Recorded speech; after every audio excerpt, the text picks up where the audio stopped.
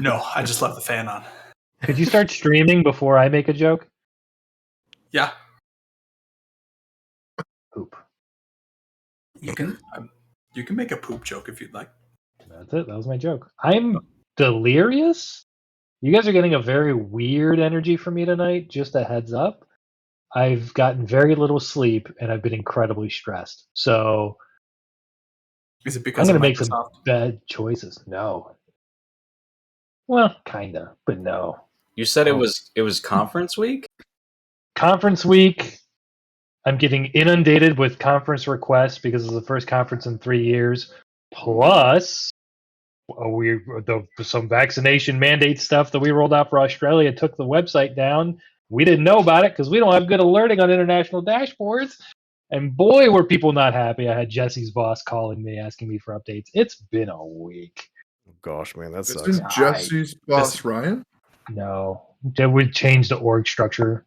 So Jesse now reports to somebody else. Who's a nice guy? Chris Sullivan. That's who Jesse now reports to. Oh, what? Chris is From International? He's Chris Sullivan from International? But yes, yes, but no. Long story short, It is or isn't him. It is him, but that's not. He originated from International, but he is not representing International in this capacity. Global. He was on the global business. They started a global business architecture team where him and some other people were doing like overseeing global initiatives. So still international, but now he's like overseeing the dev department. Thank you for reinforcing the fact that I'm glad I don't work there anymore.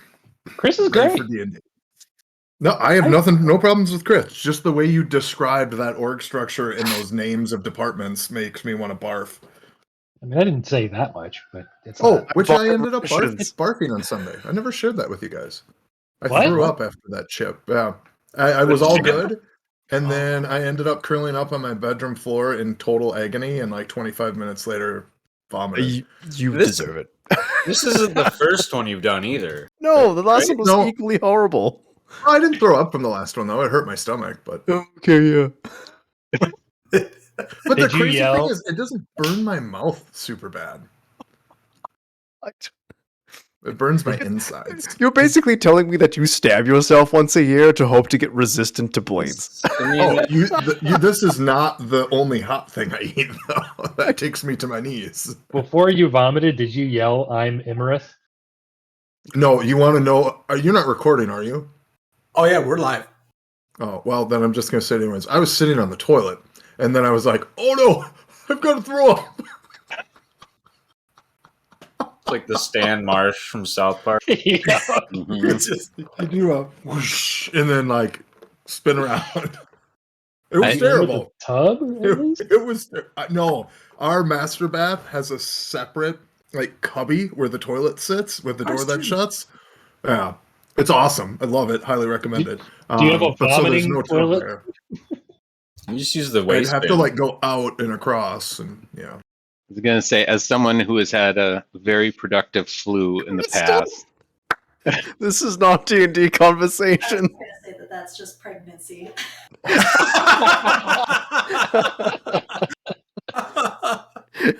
That's amazing.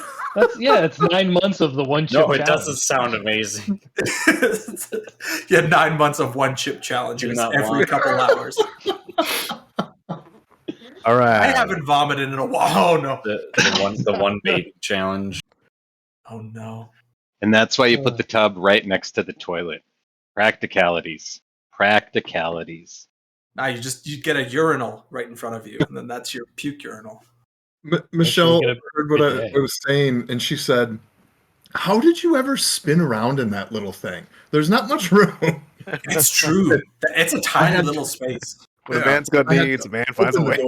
You just Michael Jackson did.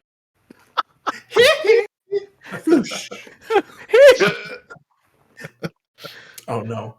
Okay. D&D stuff now. What happened last time? Let's play. Alex, you ready to give our synopsis? Oh, Go God. for it, buddy.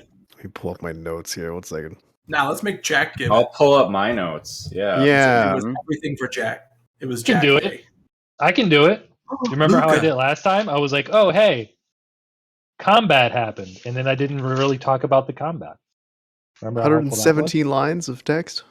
So how much happened before we met the king?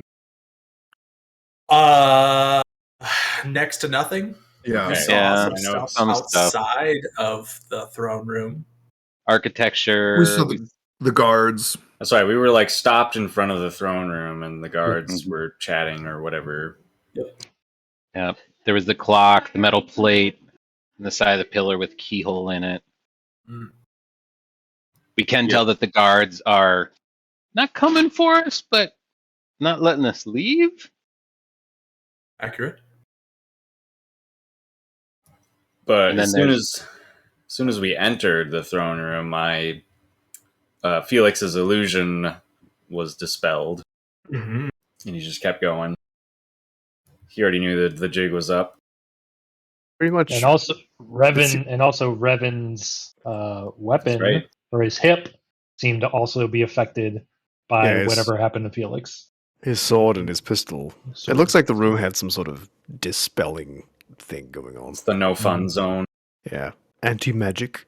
Yeah, no fun zone. It wasn't specifically anti-magic. Otherwise, all of your magical items would have stopped working as well. Anti-illusion. It was like a truth. Anti-illusory magic. Yeah. Yeah. You couldn't be invisible. You couldn't have a disguise of some kind. You can't be like transmogrified. I had a feeling that there was some sort of like what do you call it? The truth aura. Oh, like Zone of Truth? Zone of Truth. We didn't know for sure, but with the illusion stuff getting dispelled, I was like, oh, there's probably a Zone of Truth somewhere as well. Well, he definitely used that when he compelled someone to tell yeah, the that's truth. right. Yep. Even though Revan didn't technically lie in his first response. It's called Zone of Truth, not Zone of omitting the truth. So the Zone of Truth spell even says, like, you know that you are under the effects of Zone of Truth, and you can either just choose to not respond or like answer with like half truths. As long as you're not lying, it's fine. Like you can just omit parts. Is pleading the fifth a thing in Dwarven law? Let's see. The fifth would be redacted. Perfect. Yep. Sorry. Just say redacted. What was that? Oh yeah, I remember what it was. I was like, "This Spencer?" Yes, Spencer knows what all the redacted ones are. This is not someone who skimped on that part of the lore. Not in chance. But wouldn't it be fun if he didn't though? And then randomly toward the end, we're like, "Oh boy, you guys broke that law! I didn't realize." I was just making all that up. You and I have different definitions of fun, I think, Luca. No, I don't think so. As made clear by the earlier conversation a minute or two ago. So Felix basically in the situation was like, well, now I should probably make my case to not be exiled because I don't have much of other choice. So he did that. Yep. King still doesn't like fun. So... Oh no. He likes fun. He likes by the way, at the end of that, I had all in all a pretty good monologue. Yeah. Lots of good King quotes here. Yeah. But yeah, King wasn't buying it. He still thinks that Felix's stuff is an abomination. It might be. But he also let Felix go first off, and let Felix go back to his old workshop and get his stuff, and see. We'll get to that later. His old apprentice, Casimir. Yep. Old Kaz, who's had a change of heart. The king said. Yeah, because not technically. He did say that, but Casimir's there because he didn't want to be killed by the breakers. Right. But the king said specifically he had a change of heart. Right. Correct. Yeah, I guess we did hear that. I don't know if it was specifically divulged, but the head of the Breakers is some dude named Aetherwolf. Mm-hmm. His name was mentioned quite a bit. Yep. And Felix, you would have known that. Yeah. And they've been having quite a bit of trouble with the Breakers, and he blames Felix. You know, just blame the guy who invented the gun, I guess. Yep. Killing everyone. But Felix offered to help the Dwarn, the kingdom, and King turned it down, so let that be on the record. Not my fault. Wash my hands. Yep. Pretty much. We did tell the king about Revan's visions. Mm-hmm. It's true. I don't the remember. King guesses that the compass seems to be an artifact of the Dwarn deity. Dalen. It is a likely thing, not a surety. Also, something we should absolutely keep in mind, as Council is going to for sure remember this, is that people are hunting Wander. Yeah. Not only James and his group, but the Breakers as well. Well, the Breakers and the Cultists are apparently working closely together, which is a little more troubling. Did the king say if the Breakers found out about Wander, they would want him, or that they know about Wander and Wander? No, that they know about Wander. Because the Cultists know about Wander. Yeah. Right. Ever since we met James and that second in command guy in the mines, both of them are like, "Hey, look, there's a floral Torn walking around. Feral Torn. Let's get some." So I have a quick question or point of clarification. The Breakers and the New Knights or whatever, the New Knights, are they for sure working? Like Noon Knights. Noon. Oh, Nights. Noon Yeah. Knights. I was Noon like, Knights. That's why I tried to say it again, but it came out the exact same way. I didn't All right, that's the name. That's the name The of the weird cult cultists. now. The New The Knights. Noon Knights. Okay. So are they for sure working together, or they just have the same objective? Because I may be misunderstood. Unless the information we got from the king is wrong. Let me see if I can find my specifically notes said they're here. working together, though. I thought it just sounded like they had the same objective. That's also how I took it, but I might be misremembering. I mean, maybe I did misinterpret that, but when your objective is, all right, a cult is trying to summon Cthulhu, and some other group is also trying to summon Cthulhu. Okay. You'd think that they would probably be in contact with each other, because you don't just start deciding to summon Cthulhu. But if you both want to like make a request of him or something to kill everyone else except your group, then maybe you don't want to work with us. I don't know. So I get what you're saying. The king says a human fanatic on the surface has been pursuing Wander. Life beyond life. The Breakers are tracking him as well. So they didn't say that they were working together, but they are both pursuing Wander. But I'm sure they've come in contact at some point. Maybe.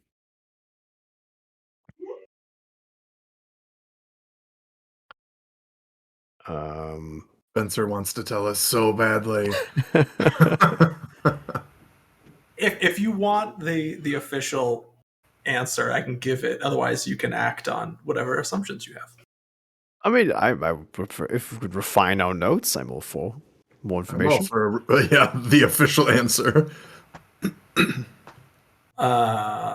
The king said, "Since learning of your traveling companion," nods to Wander, "and the well of life that beats within him from the hewn fanatic, they have redoubled their efforts in seeking you out, knowing of your trajectory through the veins of the earth and assuming your intent. They seek to emulate that which has been given freely to this Torn. Life beyond life, an elevated purpose, an elect status." Okay, so they learned about the well of life within Wander from James. If you recall, when you were in New Orin, when you left, they spoke of the others who come and trade with them from time to time. Yes. And you even saw those others approaching. The Breakers have interactions with the citizens of New Orin. Ah. If the breakers enter New Orange shortly after your party leaves, the one thing that's going to be on James's mind is the interaction he just had. Yeah. And he will share what information he had with them. Okay. The Noonites, if you want to call them that, they're new knights. Don't share an objective with the breakers. Right. Yeah, I heard the seeking an elevated status through Wander, and I kind of interpreted that as like worshiping Noon or whatever. But maybe I elaborated too much in my head. That's okay. It seems like a fair conclusion. That's why I just want to make sure we. They're just gonna make armor out of Wander. They're just gonna wear him. Yeah. Not everyone who wants a video card is going to use it for the same thing. That is so Wander unfortunate. to mine Bitcoin. Get my Please torn no. farm going. And then we went to go see. Oh yeah, we talked to him about the compass. We told him about the visions. Mm-hmm. We asked him about the law that mentions allowing Dawn to kill gods if necessary. We talked about what the Dawn think of Dalen, as far as him leaving and coming back and leaving and then not coming back. And then we left and we took a tram to Felix's old workshop. Yep. Mm-hmm. You went to Felix's old workshop. With tram. With tram. Oh, not took a tram, yeah. Yeah. Went with tram. This whole time, tram has actually been a tram. He's been a talking monorail. Yep. We've been riding on his shoulders. One other thing. The luscious Everglades. Caution. Doors are closing. And before we left, the king had said Berkir the First likely made the compass, or did make the compass. No, he made the law Dalen. about the god killing. And I think he called that king a bad king, if memory serves. No. Berkir the First, his stanza was, all reference shall be paid to the law. Ah, okay. My note is bad. When Dalen did not return, they still had the law. And so they said, we don't need this god guy. We have what he's given to us. Let's follow that and give all reverence to that instead. Screw him. And if he comes back, we're going to kill you. That's what I have written down. Ofager did say it is permissible to kill a god if the opportunity is presented. Current king thought Ofager was a bad god? He was viewed as not a good king, yeah. Not a good king. Yep.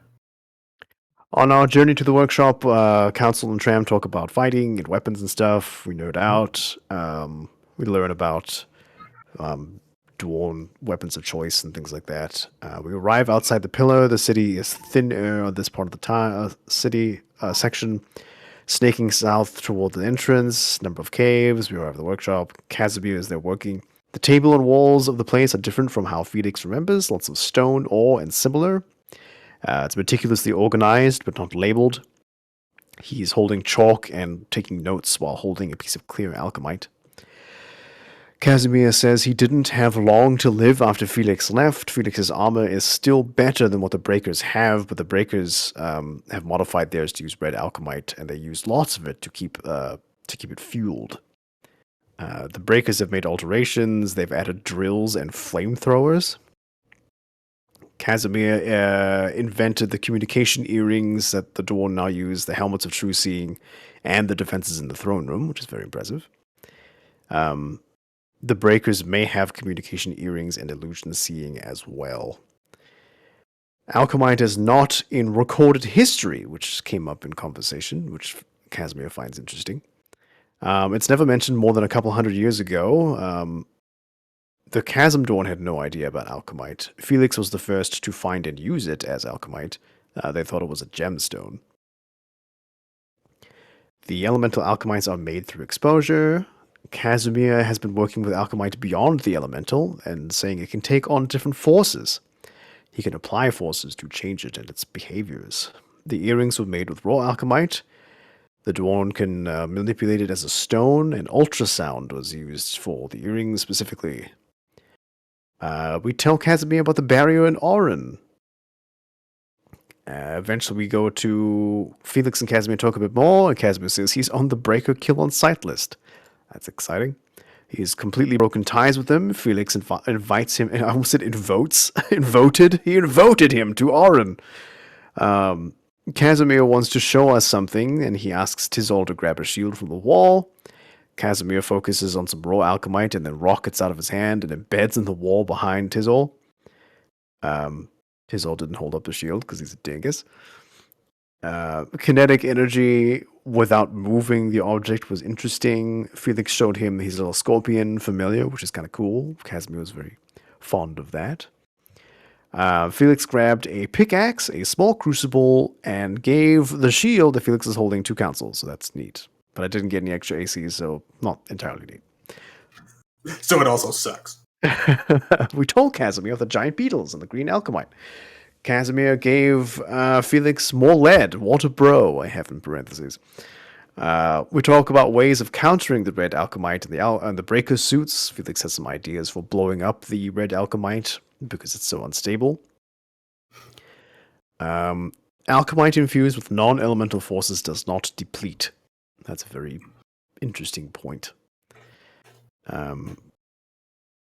Council asked a question about timekeeping. Casimir thinks the origin of the time may be coming from another source, which is interesting. Each piece of ore, alchemite, or material vibrates at a certain frequency, Casimir says. We know this being Dwarn. If the piece that I built my timekeeping device with is different from another, they may not line up in how they track time. Alchemite is a natural forming structure. We leave. Tram tells us we can provision at a small trading post near the edge of the desert, to the west of the city. Water and shade is a good idea. I don't know, that's all I have. And then Tram suggests we rest before leaving. There's a small basin near the exit of the cave with a trickle of water we can use to refill. Council checks Wander's scrimshaw before camping outside the west entrance of Touchstone. All of the lines of the scrimshaw are perfectly flat. It's just and in one violent motion, they all form into the image of the mountains behind us. Okay, that's it. That was my last note. Good notes. Anything else to add from anyone? I don't know if you mentioned it, but Felix did suggest using... We don't know the range of the communication devices and possibly using it to open communication lines between Touchstone and Orin. Yes. True. Good point. Mm-hmm. All right. What's the title of the session? Ready for session 20? Session 20, my goodness. The title of session 20 is Sun Beats Down. So I'm going to give it to you. Different kind of beats down, but yeah. Yeah. Sun is going to give it to you. It being skin cancer. Oh no. Get ready. This is a long campaign. Not too soon. Plenty of time. That's all I was thinking in my head. Like, maybe too soon? All right. That was awesome. Wander's going to get bark cancer. No, trees can't get cancer. Let the sun beat down, right? No, it's going to be benign. It's just sun beats down. Oh, sun beats down. Okay, thank you. Mm-hmm. Like in Forbidden Desert. Yep. Everyone drink. Yep. So, you are now in the game Forbidden Desert. Anytime you pull a Sun Beats Down card, the intensity of the sun goes up. And everyone has to drink from their flask. I'm the Water Lord. Water Lord has an extra drink in their flask, and they can share it with other people. You guys are memeing. We're not memeing. It's from a game. Board game Maymays. Oh. Anyway, you guys are outside of Touchstone, and it is the early evening. The sun, as you recall, upon coming up to the top of the long winding path to get up here from Touchstone, the sun has gone down, and you are now essentially left there. Tram has gone back home to his family and left you at this cave entrance with basically no direction. Looking around, you can see that there are a number of tents and stalls that are set up, basically just in a line to either side of the cave entrance. As far as you can tell, without like prying inside any of them, they don't appear to all be full. And there is the small basin of water that is kind of burbling over, you can hear behind you, onto the stone. What would you like to do? Set up for camp. We're going to do it kind of, believe at the end of last session, we're going to do kind of against the mountainside. Okay. Near amidst the other tents and stalls and stuff. Sure. Were you going to be like walking down a side to like get to the end of the tents and stalls that are there, or are you going to be like setting up basically in the mouth of the cave? Might as well take advantage of the shelter of the cave, I would think. Yeah. Okay. I mean, assuming the cave entrance isn't like 10 feet wide, we would be blocking it. Yeah. It's not very big, honestly. It probably is no bigger than like 10 feet wide. Oh. And this side looks more naturally formed than this eastern side by Oren, where it is more like perfectly cubical in shape. Yeah. How many tents are set up? Is it like vendors? Is it like a mini market? Or from what you can see, there are 4 tents and 3 stalls that are set up. Just like looking quick glance kind of down either side. There are 3, so there's 1 tent and 2 stalls to your left coming out of the cave, and the remaining are to the right. Okay. I said the remaining because I can't do the math. Is there space between the mouth of the cave and like a tent? You could set up like to the side of the mouth of the cave, and so the very first thing to the left is a stall, which is currently empty. There's no one in it, so you could easily set up your camp there. Right. Okay. But would someone be kicking us out in the morning to set up a shop? Wanders over to one of the vendors and says, "Well, hello there." They're all empty, aren't they? Yeah. So right now, no one's around. All right of the now. stalls are empty. I see. And you're not sure if any of the tents have occupants, right? Without like peeking inside. Okay. But they're empty at this time. For the day, they have abandoned shop. I assumed we'd talk to them in the morning before we leave. Yeah. I mean, we should set up camp, I would think. And yeah. So we could set up camp anywhere, and it doesn't look like we'd be bothering anyone because no one's about. Yeah. Okay. So what does the landscape look like leading away from the cave? Does it go down to the desert? Is it just a straight shot from here? Are we equal? Looking outward from this cave, almost immediately from the point that you step out of the cave, it is just sand. And it is flat, slightly inclined upward away from you. But still very, very flat. You would have to travel miles to be able to notice any amount of, we have gone up. Oh, okay. All right. So yeah, we set up. Revan, go ahead. Does Revan have knowledge of the desert climate? Make me a nature check at disadvantage. I'm assuming Council doesn't because he's never left his home. I mean, you could do the same thing. I mean, I rolled a 2 at disadvantage plus 0, so 2. It's an ocean made of dirt. Yeah, you're not super familiar. Okay. I think at the end of last session, we talked a little bit about it. The difference with the sand here and being like out on your boat in the sun all day, being primarily like you don't know like what the weather is like in the desert. Obviously, you assume that it's hot, but you don't know if there's wind. You don't know if there is ever rain or if there's any wildlife that you need to be worried about. Besides what was described to you in Touchstone. Council sets up his bedroll/tent. Okay. You guys bed down for the evening? Yeah. Yeah, we should set up a watch shifts. Revan volunteers to take the first one. Council goes second. Okay. Wander can go third. Okay. Then Revan, if you would like to just make me a perception check for your watch. Yeah. That is a not natural 20. Ooh. Sitting here in the mouth of the cave, you can every once in a while hear like faint sounds from within the cave itself, like coming out. Sounds from down in Touchstone, particularly loud noises down there that have just echoed this far. You hear absolutely nothing from the desert side.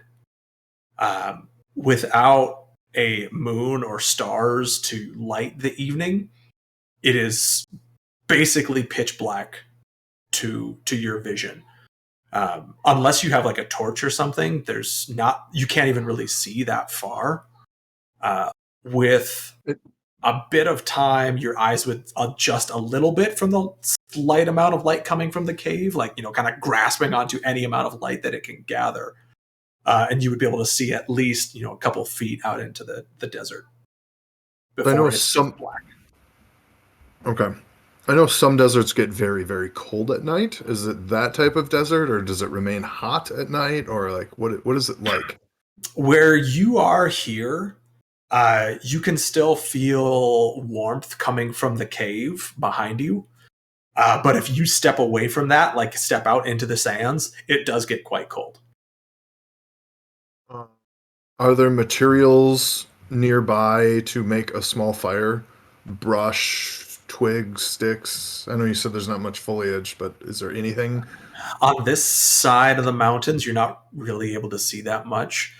Up the mountains a ways, you can see that there's some amount of shrubbery, but down here, no. If you wanted to, you could probably take like some of your torches. I believe that you had a couple, and like kind of cobble those together to make something of a fire. No, that's okay. Revan will just chill and hang out. Okay.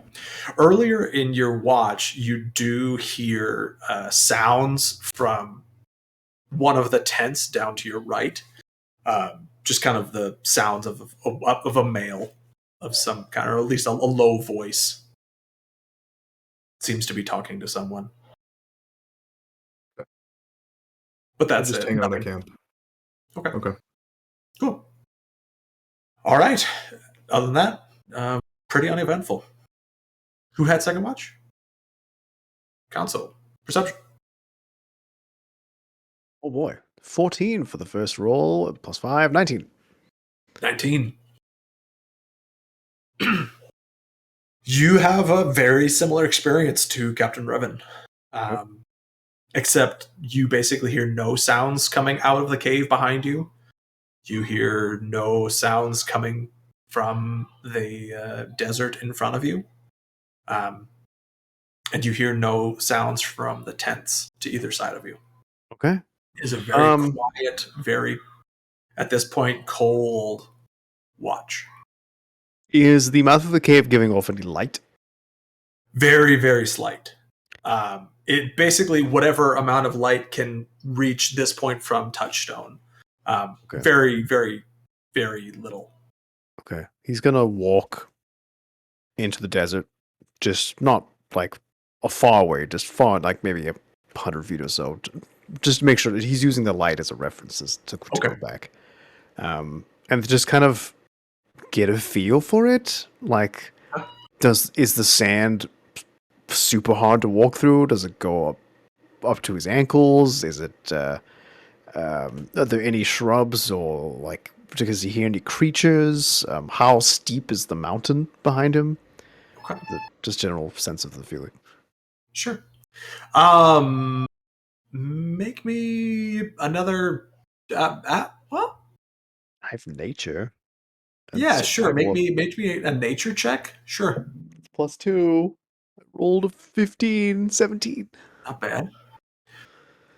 As far as the sand goes, it's, I would say, moderately difficult to walk through. Okay. It's not to the point where like you're trudging through snow levels of difficult. Right. But it's also not solid ground. So you it's do not like sink Arizona in, arid. yeah, like an inch or two. Okay. You figure after a day of walking through this, you for sure would have to like empty out your shoes or your boots because you'll have sand in them. Looking at the mountains behind you, from this side, they are pretty steep. Certainly more steep than the eastern side. Eastern side, you could at least scale up. These you would probably be unable to scale unless you had some climbing equipment or some expertise in scaling mountains like this. Like if you were a mountain goat, you could probably get up it, but Okay. everyone else, you're screwed. Are there any light sources at the top of the mountains, like from little towns or camps or something? Make me a perception check. Another one. Oh, poodoo. 8. 8. You don't notice anything at the top. Yeah. At least not in this area. Okay. Once, obviously, it gets off to either side of you, there's a point of diminishing returns where your vision just doesn't reach that far before everything just kind of pixelates together. Makes sense. Okay. I'm going to go back and finish my watch. Cool. You do notice as you walk out into the desert more, you hear every once in a while, I mean, just while you're like looking up at the mountains, getting a feel for the sand out there, there are occasional noises out in the desert, but they're very quiet. They're not nearby. Okay. Works for me. Okay. All right. Third watch. It's a wander. Wander. Well, Did your sound just change? I was muted and then I unmuted. It sounded weird for a second. Now it's fine. That's just me. Mm-hmm. So I wanted to ritually cast the Goodberry spell. So we have some extra food lying around, just as something to do to pass the time. Okay. All right. You want to make me a perception check at disadvantage then? For your watch? That would be 10. 10? Okay. Mm-hmm. You also have a very quiet watch. No sound from the cave, no sound from the desert, no sounds from the tents and stalls on either side of you. So I'm just grabbing my player's handbook. Before it. After I'm done with that spell, I do walk out into the desert a little ways. Okay. And just kind of sink my feet into the sand and listen to it for a little while. Man, Goodberry's broken. I just read it again. How much food is it? You get 10 berries. They're enough to sustain you for 1 day per berry. It's the reason why people complain about Goodberry. That's stupid. It just kind of it's like lava spread. Any survival situation, at least the food side of it. Right. We still have a desert to cross. There should be a minor berry. Okay berry. Okay berry. Decent berry. Bad Decent berry. Bad berry. There should just be a chance, like you have to roll on it. And if you roll a 1, like, oh, you got rotten berry. Like Evil, if you eat it, you're berry, gonna have berry. It sustains you for a day, but you get dysentery. I was right. gonna say this one gives you disadvantage on Constitution.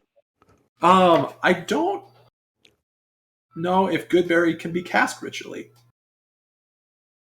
It's one of my character's abilities, Harvest. You can ritually cast the Goodberry spell once per week. He's a nice. tree. Oh, okay. Yeah. He just grows it. Is he just like pluck, pluck? Just know that you're eating his children. You forgot that. Well, after the first 59 minutes are, and then the last minute is pluck. Okay. Oh my goodness. That sound was so worth it, but it actually made my incision hurt. Oh Oh, that was good though. So you walk out into the desert and you soak your roots down into the sand, and you just want to see what you can see. Listen to the sand. Okay. I mean, the nutrition of it, the texture of it, any story it has to tell. Okay. General Make me mouthfeel. The sand is particularly gritty. A lot of umami here, actually. Make me a perception check with advantage. Okay. That is a natural 20. Oh. Whoa. All right. From the sand, there is 0 nutrients here. It is just absolute. There is a reason why it is called the High Barrens. Nothing grows here. Nothing could subsist off of any amount of nutrients from this land itself. This would be a very odd place for any kind of plant life to try and settle down. You're not even sure, like sinking your roots down in, that there's like really much moisture here at all. You don't know the last time that it rained on this side of the mountains. From what you can tell, this is just an incredibly hot bowl, essentially, where weather passes over and piddles out, and every once in a while we'll get to the other side of the mountains. For the most part, it's just very dry, very arid. You do pick up some smaller, like, grits of animal life that has, lived here and died at some point. So there might be something there in terms of nutrients, but it's not much. Most of it almost immediately just calcifies and turns to almost like fossil. Okay. That was a terrible pep talk. You're going to do great. We should grow like a pot of soil. Just to kind of, as a test, Wander casts Create or Destroy Water, which creates 10 gallons of water. Okay. And just for fun, he pours it into the sand just to see how fast the sand sucks it up. Okay. It is. It's not instantaneous, but it is very, very quick. Okay. Not even 30 seconds does 10 gallons of water last. Wow. Before it is just almost as dry as you could see before. Okay. You do, however, like when you create that water and dump it on the sand, you then get some amount of filtration into your system. Mm-hmm. Okay. I think Wander's done poking around. He'll just sit and be alert for the rest of his watch. Okay. Cool. Yeah. You sit. right up until the time that the sun starts peeking over the top of the mountains behind you, and you start seeing it out on the desert. You start seeing the shadow of the mountains out on the desert sands in front of you. It is quiet. You, similar to what Council heard, you every once in a while will hear those noises out in the desert, but very, very rarely and very quietly.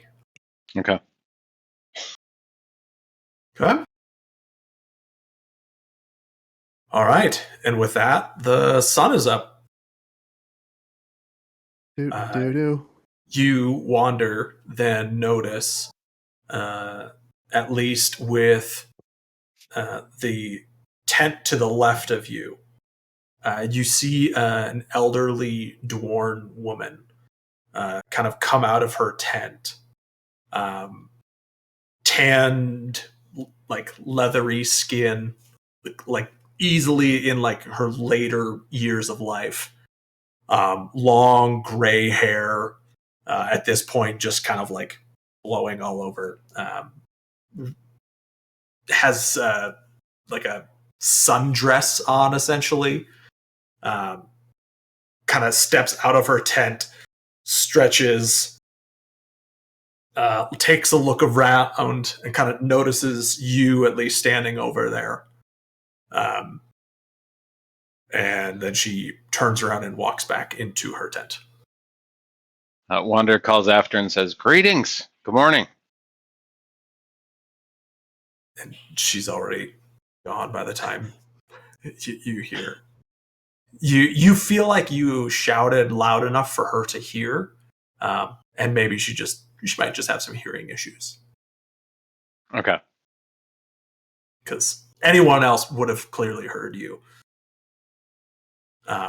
You also notice so there's a stall to your left. There's a stall, a tent, and a stall. And to the right, there is 2 stalls and then 2 tents.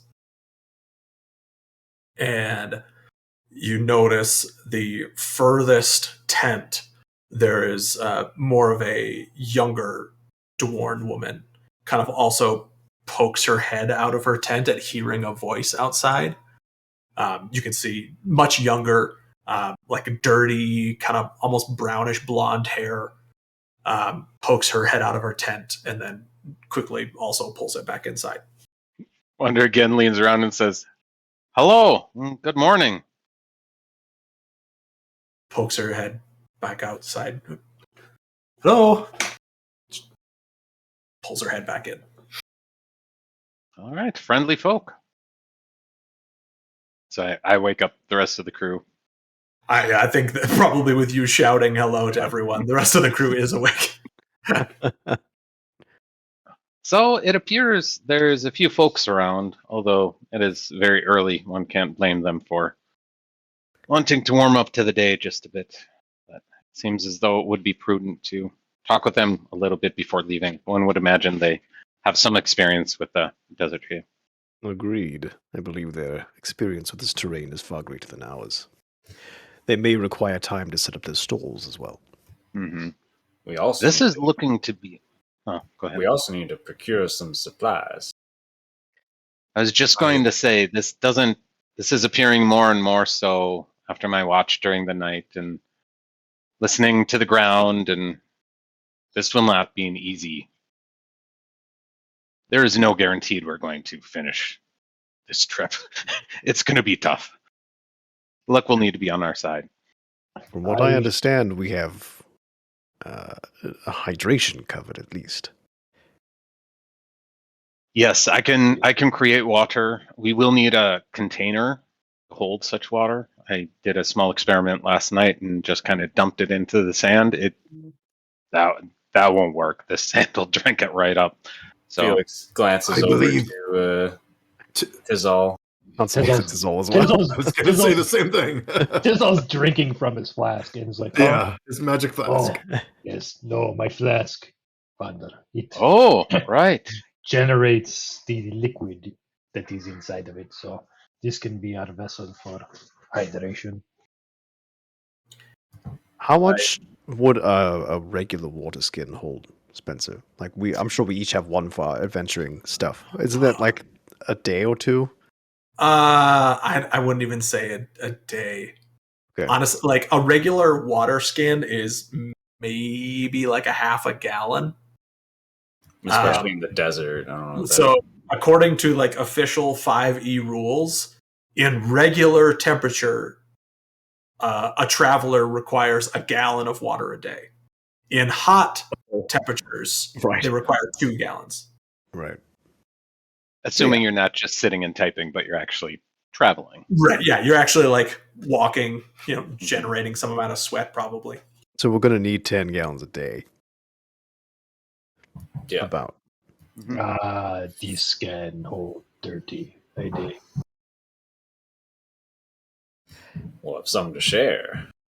And what about rations? What do we have for currency to trade with the dwarf? Before we do that, we need to decide what we need. Yeah. We have water. Do we have food? I have some good berries. I can generate about 10 a week.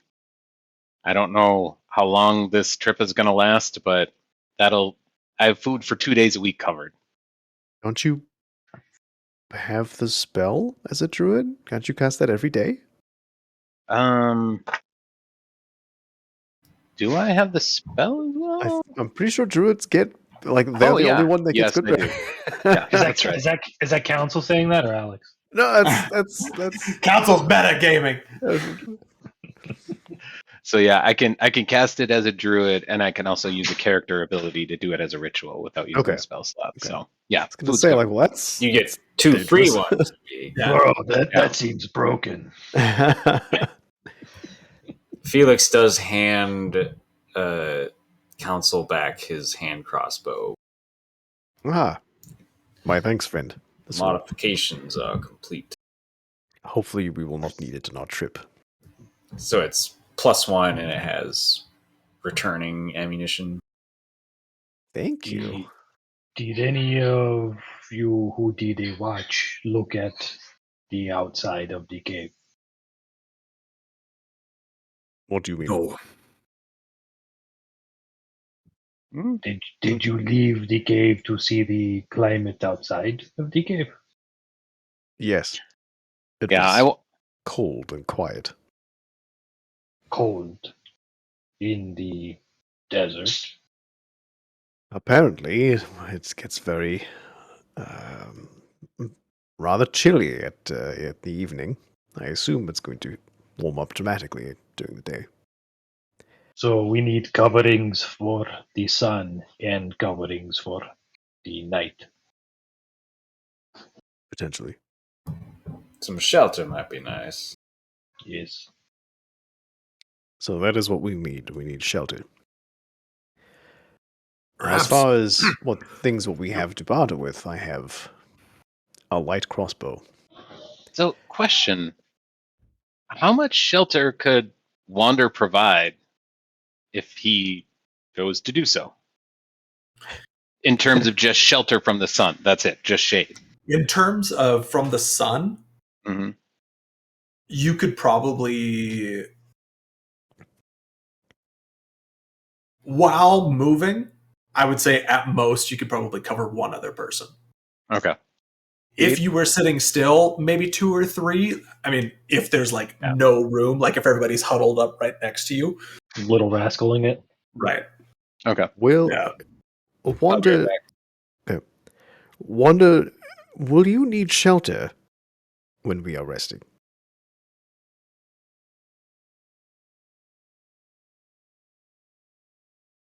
That's a good question.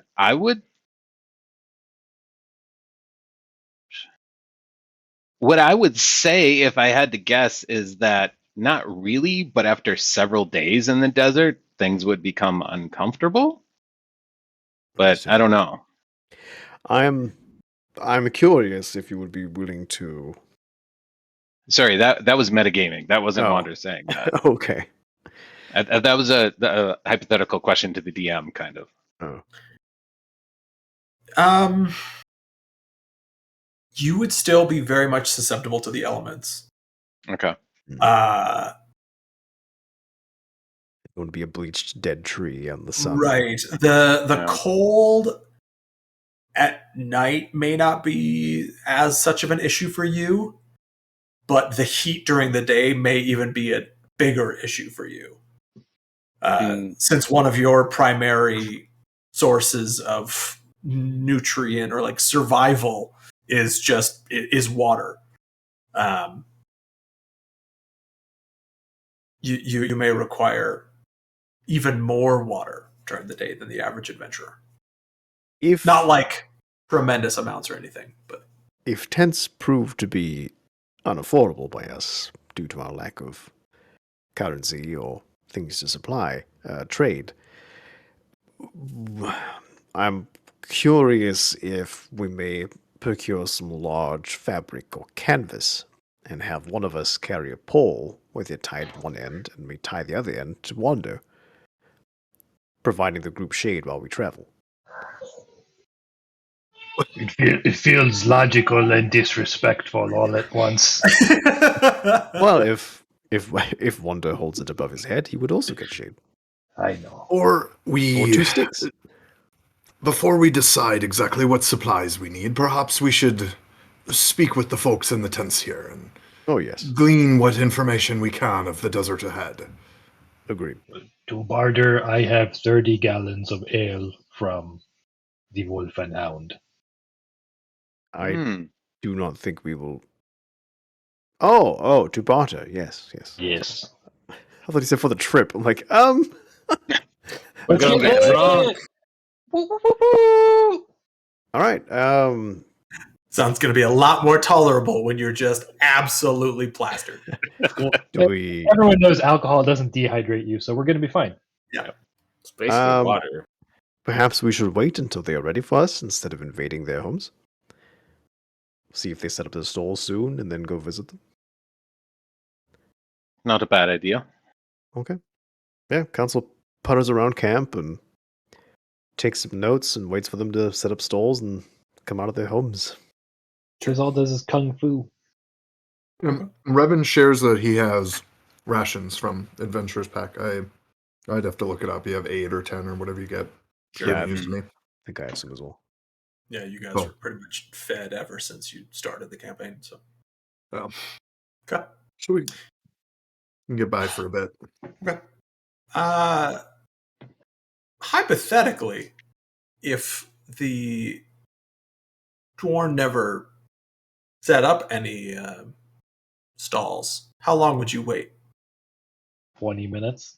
Yeah, 15, 20 minutes. Mm-hmm. Oh, okay. Yeah, 15, 20 minutes is easily up, and you don't see them moving to set up stalls.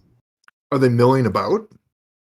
Like outside of their tents? You can hear sounds within their tents. Like you can hear that they are awake and they're doing things in their own tents, but they're not setting up stalls. Revan will just start casually wandering over there. Okay. Walking around. You headed to the one on the left or the two on the right? Which one did I didn't see anyone come out. Whichever appears to be more noise. You Or motion. had the first watch the night before, correct? Yeah. The noises that you heard the night before were coming from the right. With the two of them? Yes, with the two. Oh, head towards that direction. Are the stalls over near those? Yeah, so you have to walk past 2 empty stalls to get to the 2 tents. Well, I'll go left. Okay. Is there 2 on the left or one on the left? I'll go with Revan. I misspoke earlier. So there are 2 stalls to the right, and then there are 2 tents.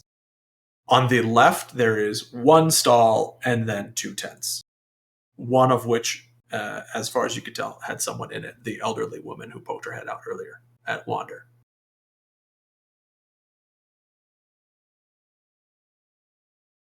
So 4 tents in total, 3 stalls in total.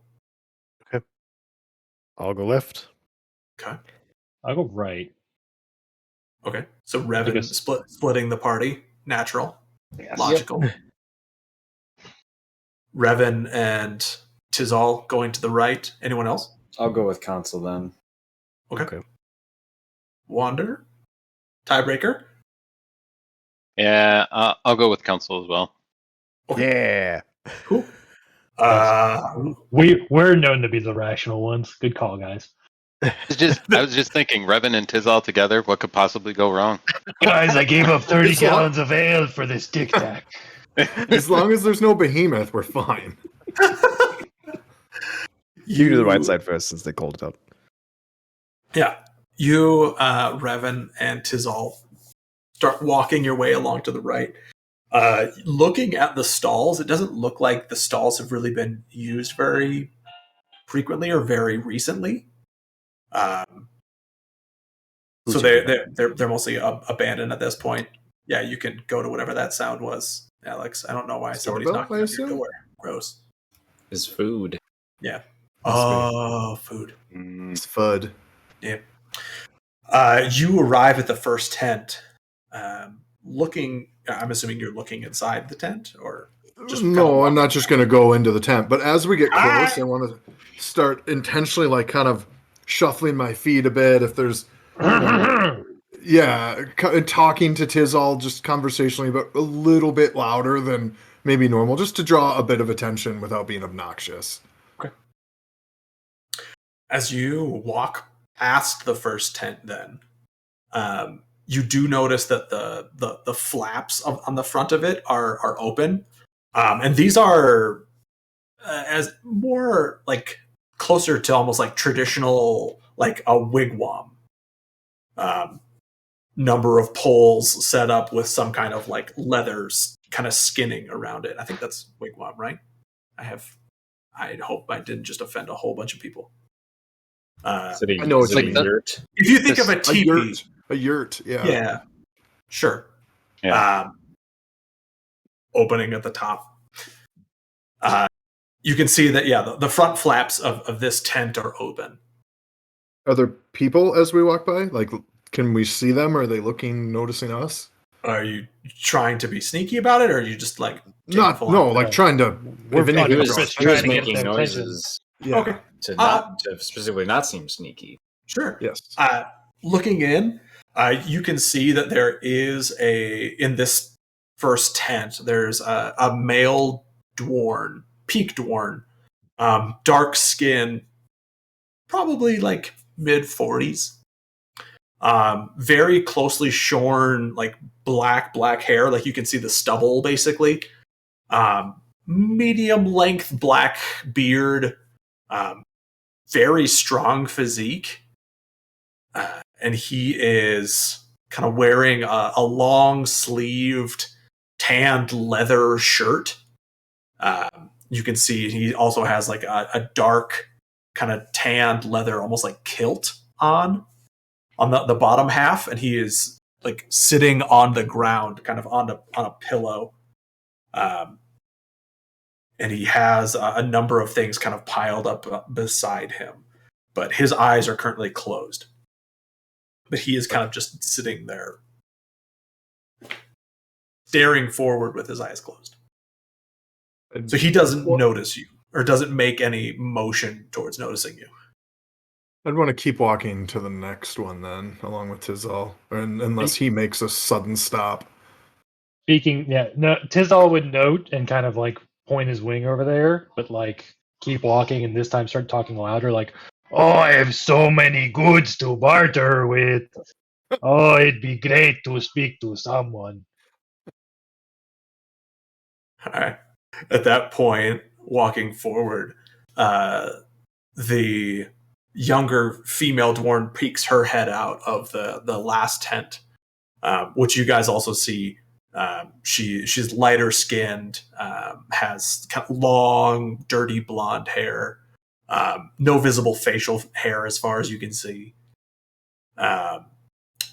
She has a full physique, I would say. What you can see, she's wearing a very like loose linen tunic, full length linen pants, and some very worn and like muddy shoes or boots underneath.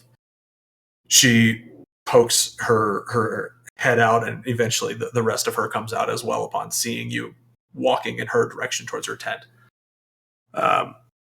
She says, "Oh, you've got tray, do you?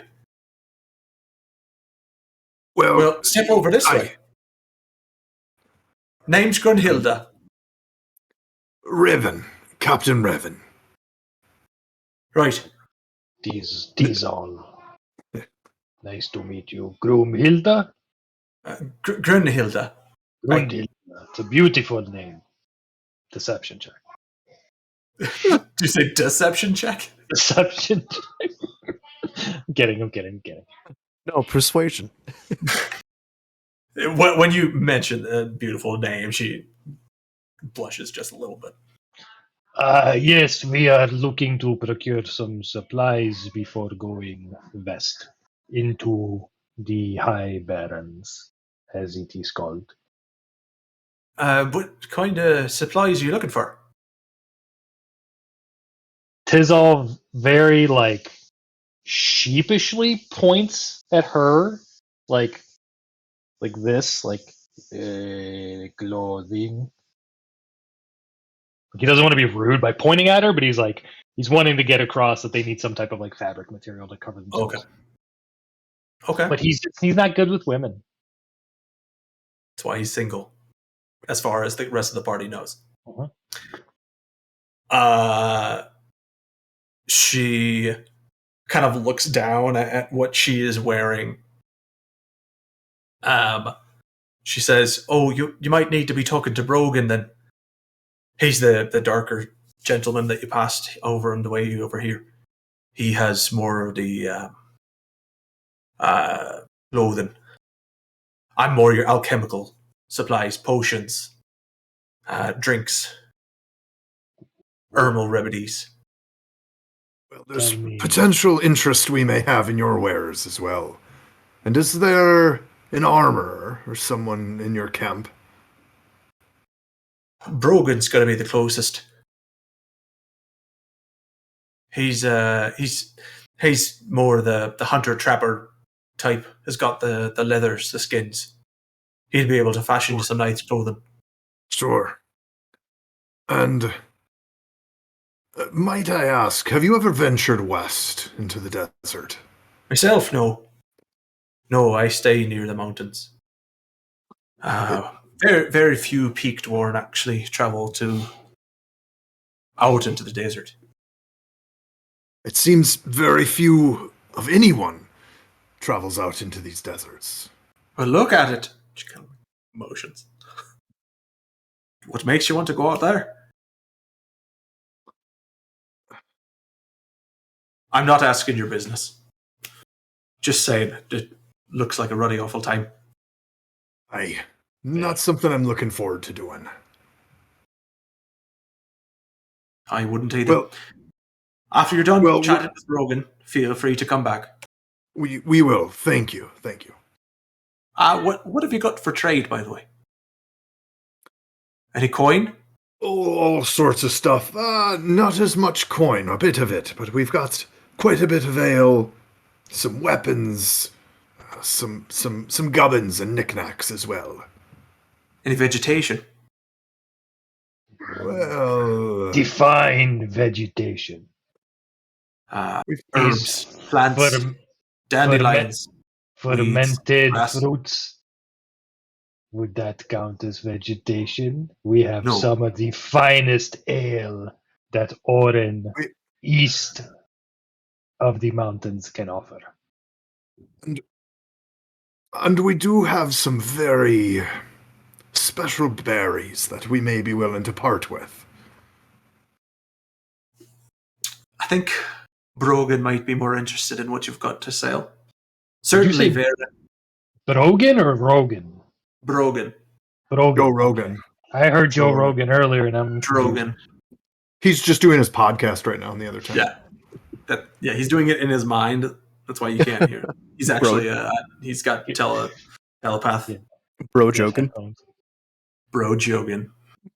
I just spit on my monitor. Gross. It was worth it.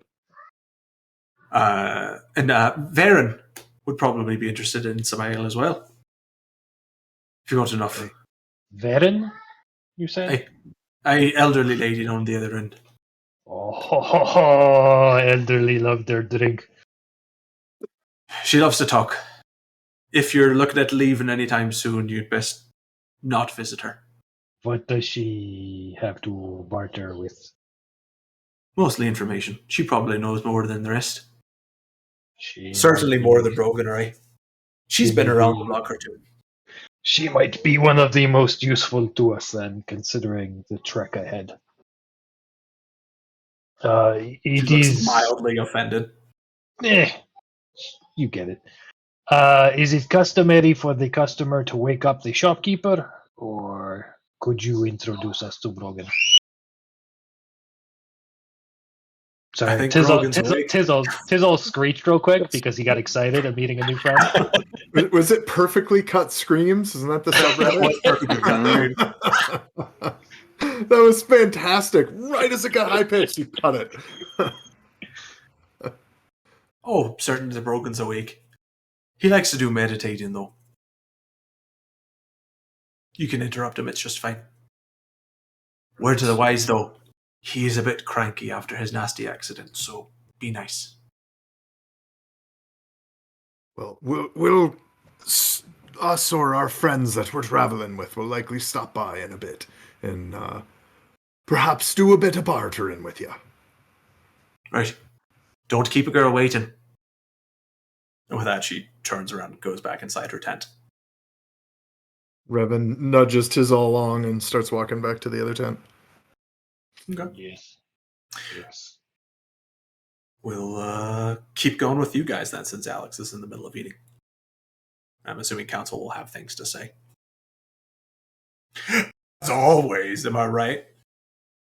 How are you taking notes right now, Alex? Your hands are busy putting food in your mouth.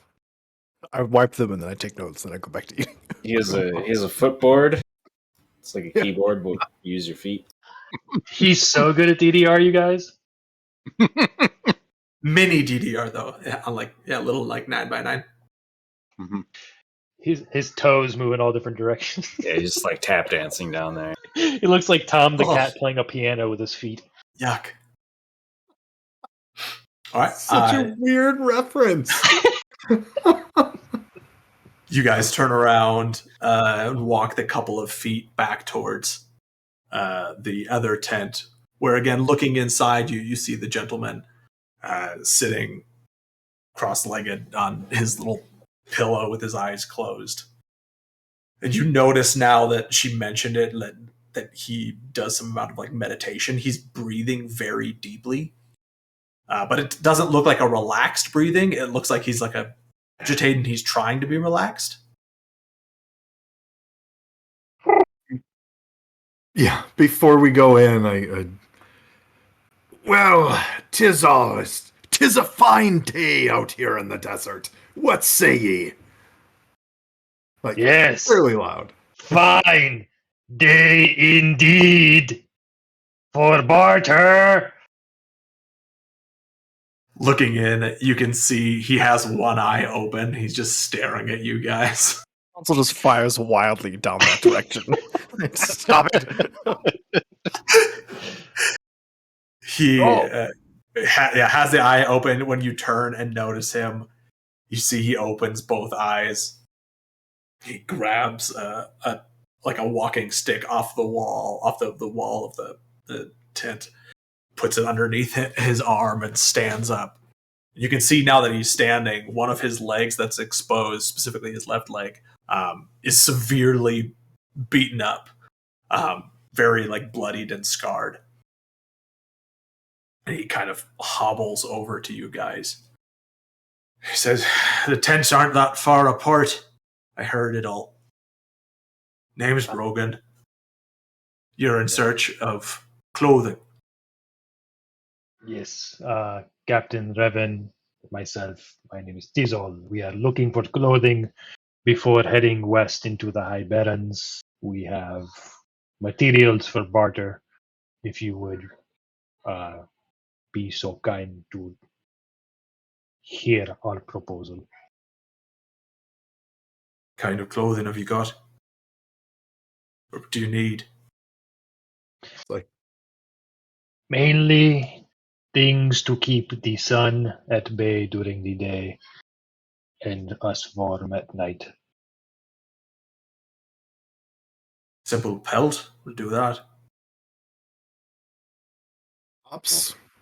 As you heard, we're heading west into the desert. Hey, I heard. So safety, protection. It's what we seek at the moment. I might have something for you. Come in. And he kind of turns around and you see him again, like hobble back into his tent. Motions for you to follow him inside. When you step inside, you notice now that all along, like the walls of this circular tent, he's got different pelts of different creatures hung up.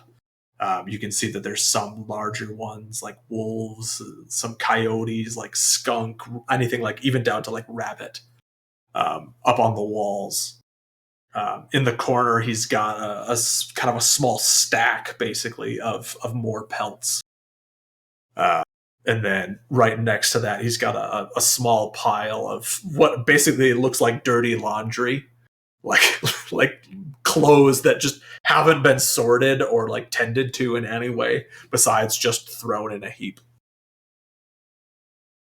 Says, feel free to look through that. I'm gonna sit back down. I'm tired. He puts his stick up against the wall and sits back down. Tizol starts sorting through this while Revan starts talking. Okay. Have you ever set foot out into the deserts to the west here? No. It's a death trap. I'd never. That's what everyone keeps telling us. Maybe you should start listening. Right. So beyond the pelts that you have, do you have any leather armors of sorts? Armor? How so? He kind of points to his own clothes, kind of.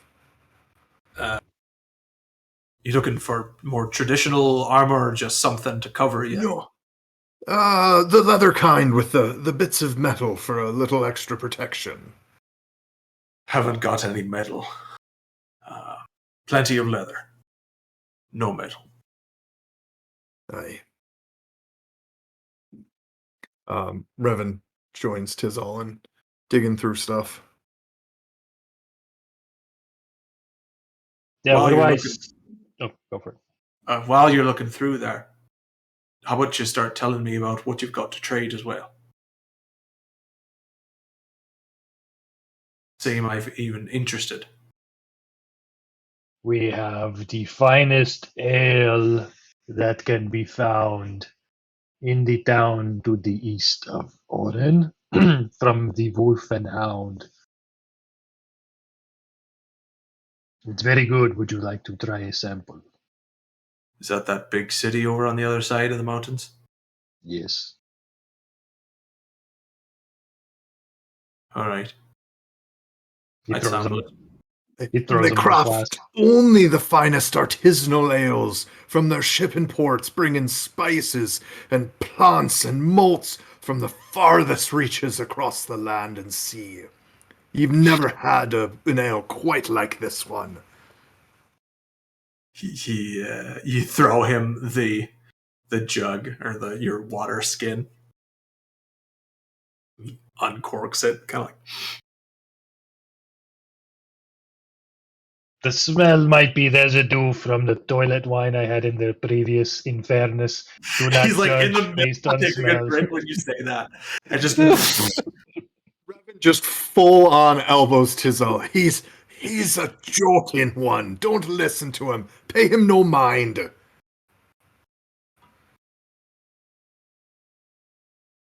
takes another swig.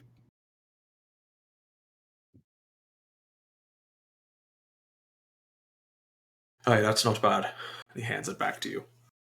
Raven snatches it first to take a swig just to kind of show, like, this is okay, and then hands it back to Tizzle. What are you bartering with, Revan? I'm kidding. I'm kidding. I've a few weapons and bric-a-brac and gubbins and the like to barter with these fine folk. To pay me for that swig you took? Ha ha ha. I may have a feather or two for you. So, Brogan, what do you say? I can part with, say, 10, maybe 10 gallons for enough material to cover my friends and myself from the elements. You're saying you've got 10 gallons of that on you? Yes. Where? We've got it outside. No, we don't. We have it inside of this. Kind of looks at you. Some sort of enchantment on that ale skin. I don't know what you mean. I just know that this is very big on the inside, but small on the outside. Hey. Well, good to know. What was your question? Would you be willing to part with enough fabric to cover my friends and myself from the elements for 10 gallons? Would you say? 5 of us. That's Yes, 2 5. gallons per pelt per person. That's not enough. If you got something else, I'd be willing to do 5 gallons. I can find barrels. Would one pelt cover us head to toe? Is it like a full tunic? No. Yeah, I didn't think so. What else are you looking for? Do you have any coin or gemstones? Or animal parts? Tizzle just kind of looks down. Revan's just pointing at Tizzle. We've got quite a few animal parts in this one. I'm rather particular to these animal parts. Be you looking for a beak? Depends. Could maybe use a smaller beak as a needle. What color is Tizzle's beak? Black. I don't like where this is going. How about a large black one that never stops moving? I don't think I'm interested. I don't think I am either. We do not have coin, but what I can provide you would be 15 gallons of ale for the tunics. For how many? Now, 15 gallons, you understand, is... No, for how many tunics? I heard you about the gallons. Yes. 5 tunics may not be enough to cover us, so I would say at least 8 tunics for 15 gallons. How much is your little pouch there hold? 20 gallons. Make me a deception check. Yeah. This is going interestingly.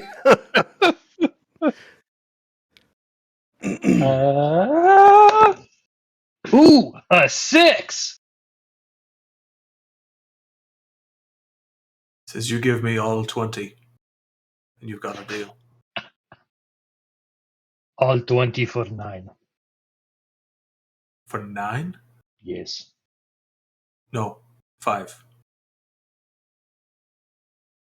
We went from 10 gallons for 5 to 15 gallons for 5. Now 20 gallons for 5. I'm holding all the cards, friend. I mean, We should take a moment to check in with our traveling companions and see if there's anything they be needing more, and we can be back in just a moment. If that's all right with you. Talk it over. Price only goes up the longer you're away. At which point we'll cut over to Wander and Felix and Council heading towards the leftern tent. That's going to be a word now. The leftern. Heading toward, what's her name? Has the Duchy on the leftern side. Mm-hmm. So as we head over, Wander puts up his hands and smacks them together, and it's somewhat approximates a humanoid clapping, like a quick, but it's like just two sticks smacking together like that, so it sounds like a wooden smacking sound, but kind of close. Yeah. Like some claves. Yeah. Okay. Council looks at Wander. Good morning. Looking inside the first tent that you come to, you do see the same elderly woman that you saw before, sitting actually in a rocking chair, strangely enough. And she is just kind of like peering, squinting out into the desert. When you stick your head in and say good morning to her, she responds and says, "Oh, good morning. God, Such a pleasure. Can I help you? Such a pleasure to see you here.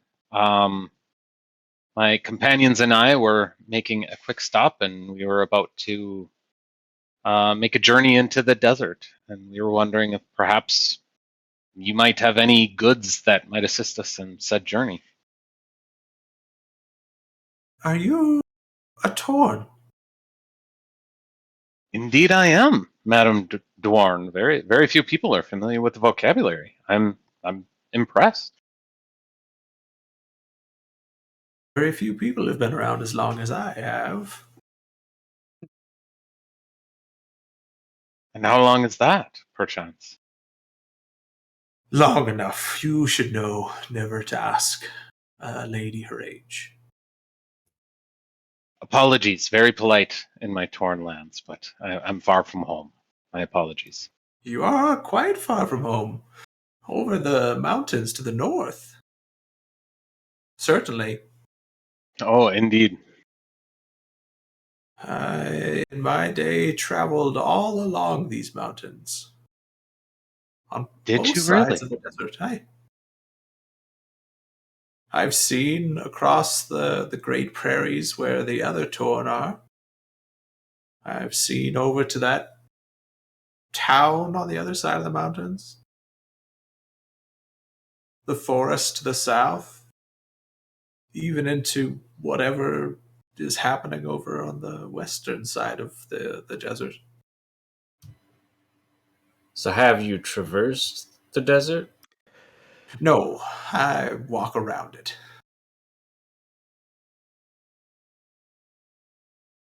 How Walking through it long? seems too hard for someone like me. It does appear to be quite the challenging journey. How long did it take you to go around, and were you headed towards a destination or taking your time?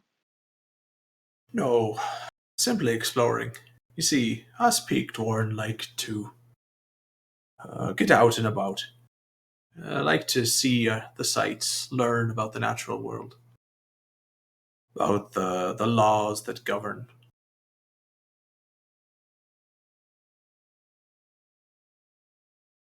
Nowhere in particular. Would you say the weather and one's well-being is better off traveling at the foot of the mountain rather than across the desert? It's certainly what I'd prefer. If you're brave or stupid or well prepared, you might be able to make it through the middle. Council looks to Not Felix. even a week ago, actually, there was a feller that headed out. 2 fellers. So one was very metallic. Didn't happen to notice any metals on him, no. Was one a Dwarn? Hey? And the Thought other? it was really foolish of him to head out there. But he did nonetheless. Do you happen to know what he left with? What he had with him when he left? Oh, I don't know all of his belongings or all of his business. Simply said that they needed to travel north and west.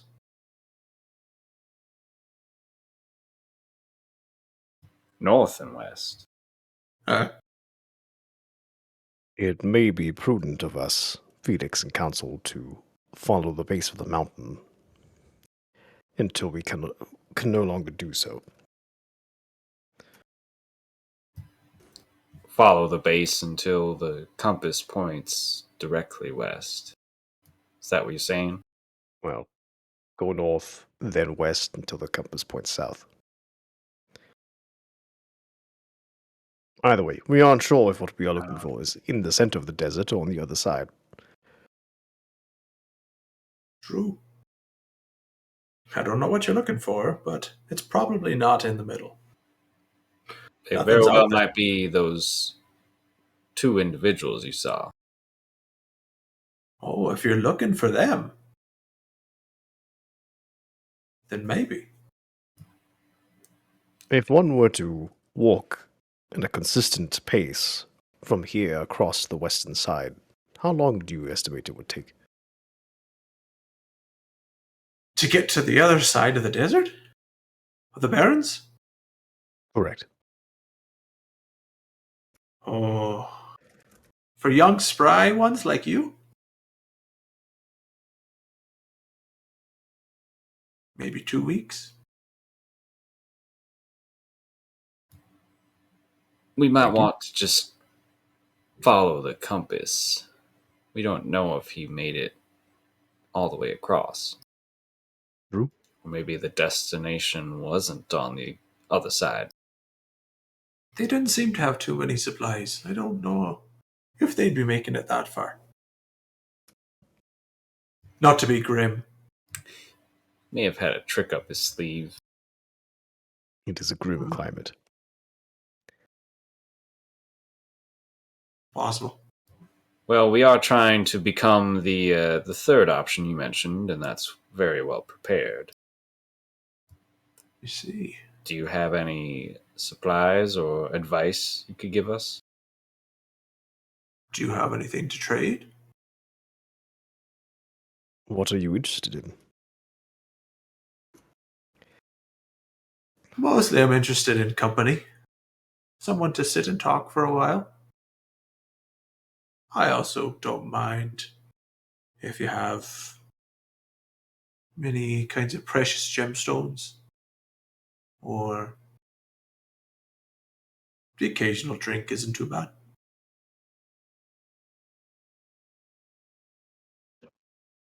Are we in a rush? Council asks Wanda and Felix.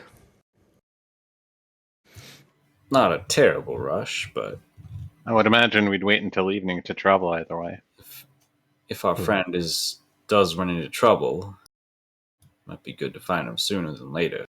Mm-hmm. We do have, I believe we have some ale to trade. Really? And I do have a piece of red alchemite, if you're interested in that. Oh, well, you're interested in alchemite, are you? Quite.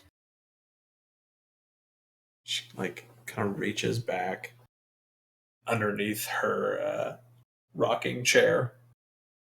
She pulls out like a small bag. It kind of undoes the strings on it and pulls it open.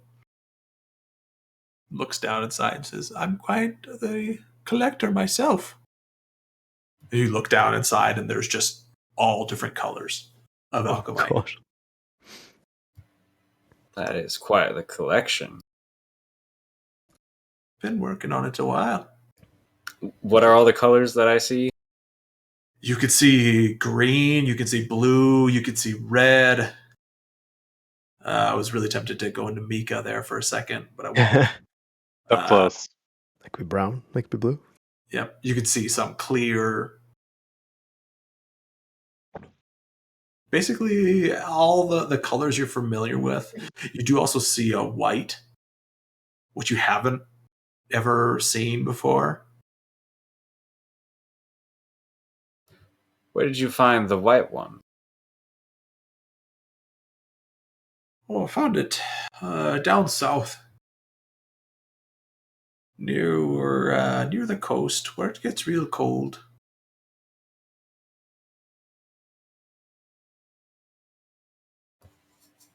Just kind of washed up ashore. Do you do anything with this alchemite? Trade to those who are specifically looking for it. Do you know its properties? Quite shiny. Each color has a special thing about it. Really? Before we go on, if I may, since you are interested in trade and information, perhaps we can offer information about the alchemite in exchange for any advice you may have for us. That might be. Yeah, if we're just looking for an information exchange, we could chat for a while.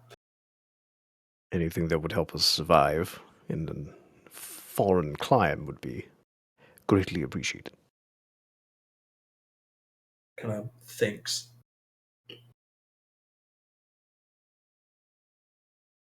I'm not so good with the survival information. Historical. Like I said, I've been around the block or two.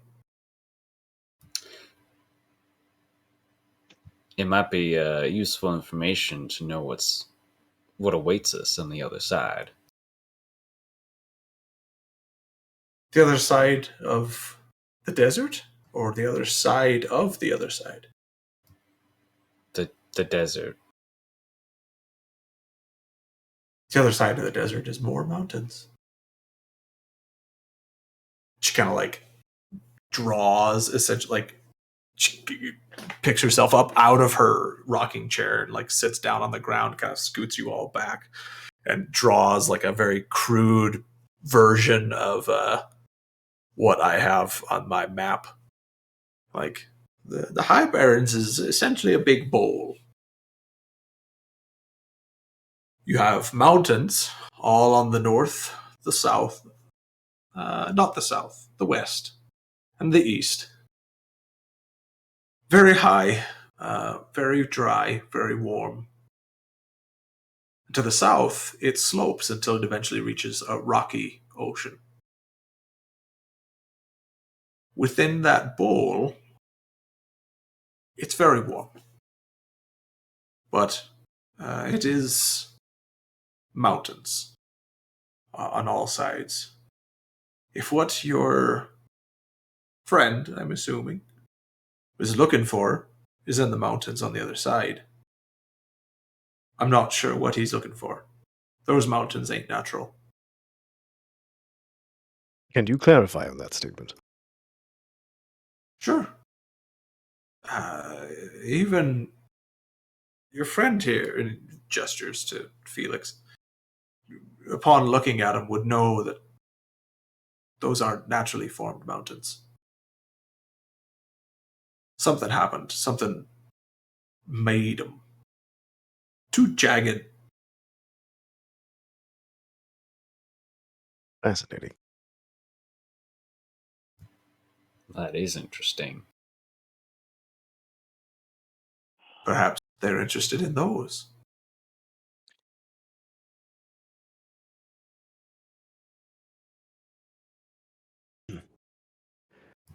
Other than that, don't know really what to tell you about the desert.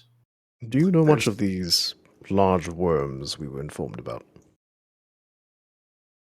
Large worms? In the desert. I think we've only ever seen one.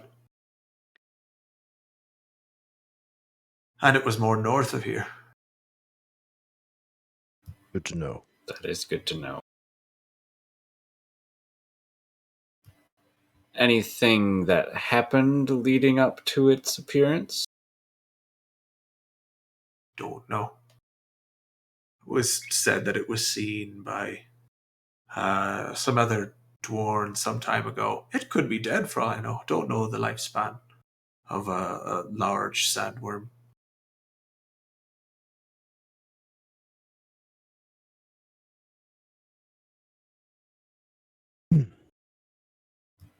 Well, if you have supplies to offer, I would be happy to trade this piece of red alchemite. Unfortunately, I don't have much of supplies.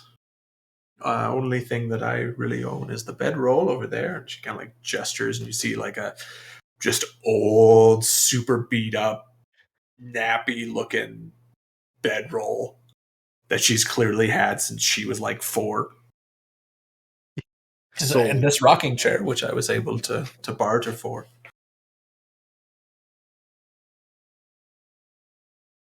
They tell me these kinds of chairs are made out amongst the hewn. Quite comfortable. She sets herself back up in it, plops down, and begins rocking again. It certainly looks it. Oh, is this offensive to you? No. Thank you for asking. That use of wood seems quite honorable to me. It's clearly bringing you pleasure. I don't know how it was harvested. I can only hope it was done wisely. I'm not sure about those hewn, about their tendencies, but yeah, I can speak to the comfort. They know how to sit. We both know the hewn well enough to know that their harvesting methods are rarely as peaceful as they could be, but they're good at some things, no doubt. Have any others come through here, aside from the 2 you mentioned, in your lifespan? Mostly, this is where we do trade with Chasmdorn. If they are interested in any information, they'll come up here.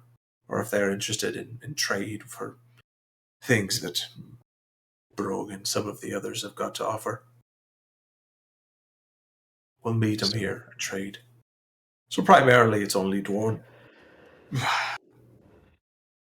Very well. I've only had the opportunity to learn of Hewn or interact with the Hewn due to my travels.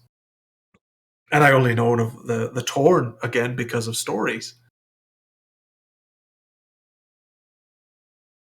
This is quite the pleasure.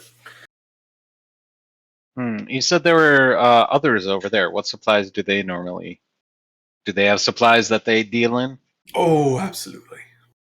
Much more than information. They have actual physical things you could walk away with, rather than just fond memories with an old lady. Pleasant conversation. No less a treasure, but may not protect us in the desert quite as well.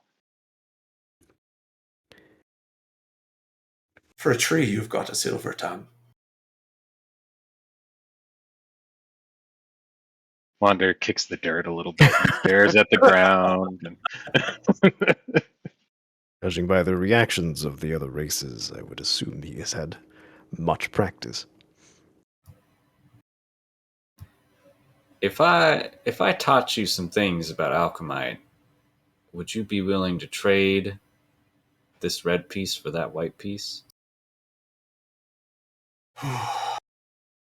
You drive a hard bargain. But I've got a second one, so sure. All right. This football spike it into the bag and Wham! no more. See what happens. I can teach you why I'm interested in this white piece, and I can also teach you why you should be careful with this red piece. And he's just gonna go into like the basic elemental affiliations. I'm assuming the white one is cold, or like that. Yeah, it is. And when you get alchemite, you put the elements into it. It just goes through, and you can. Southern accent just totally drops. The red one goes exploding. Well, thank you for your time. In case it was missed, I am known as Counsel. Oh, It has been. I will remember this encounter. Yes, and my name is Wander if we happen to cross paths again. name's Varen. Aaron, pleasure to meet you. Felix, will you stay here and Yeah. give her the information as exchange? So yeah, Felix is gonna stay for a little bit. Okay. Cool. I'll leave the tent. Not much other places you can go. I'll find you. We'll come back and bring any information as needed. Gonna come back and Felix is gonna have a girlfriend. It's like chalkboard. She's coming with us. Woo! Alchemite 101. Harold and Maude vibes.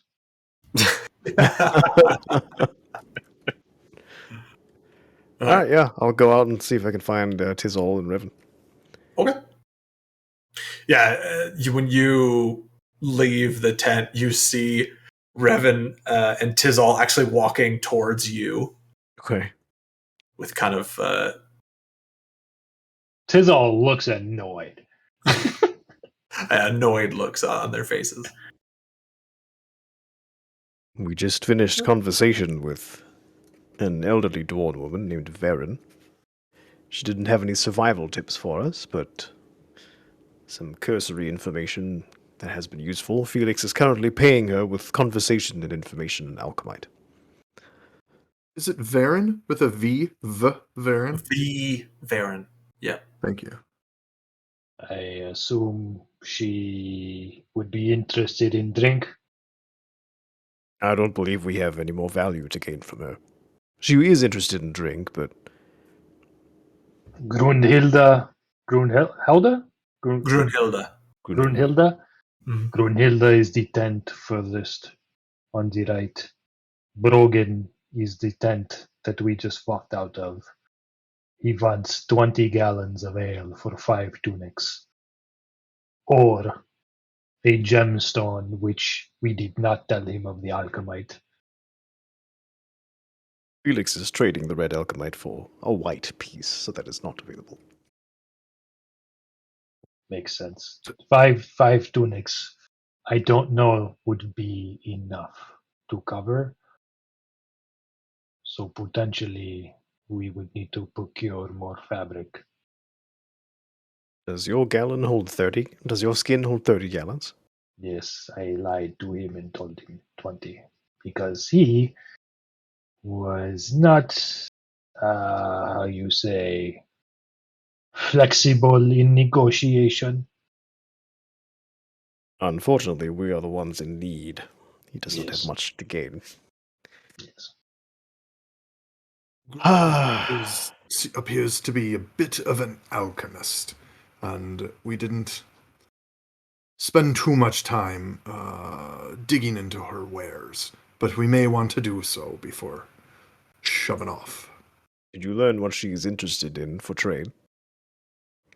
Gemstones. Coin. That's it. Yeah. Nothing else. She said Varen and Brogan would care for the ale. Brogan wanted ale, coin, or gemstones. We have no coin or gemstones, so ale it is. We have a bit of coin. Do Grunhilda didn't mention anything else?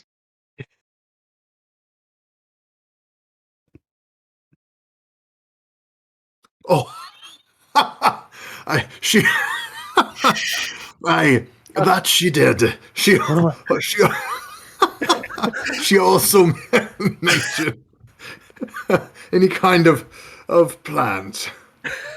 Oh, God, that's right.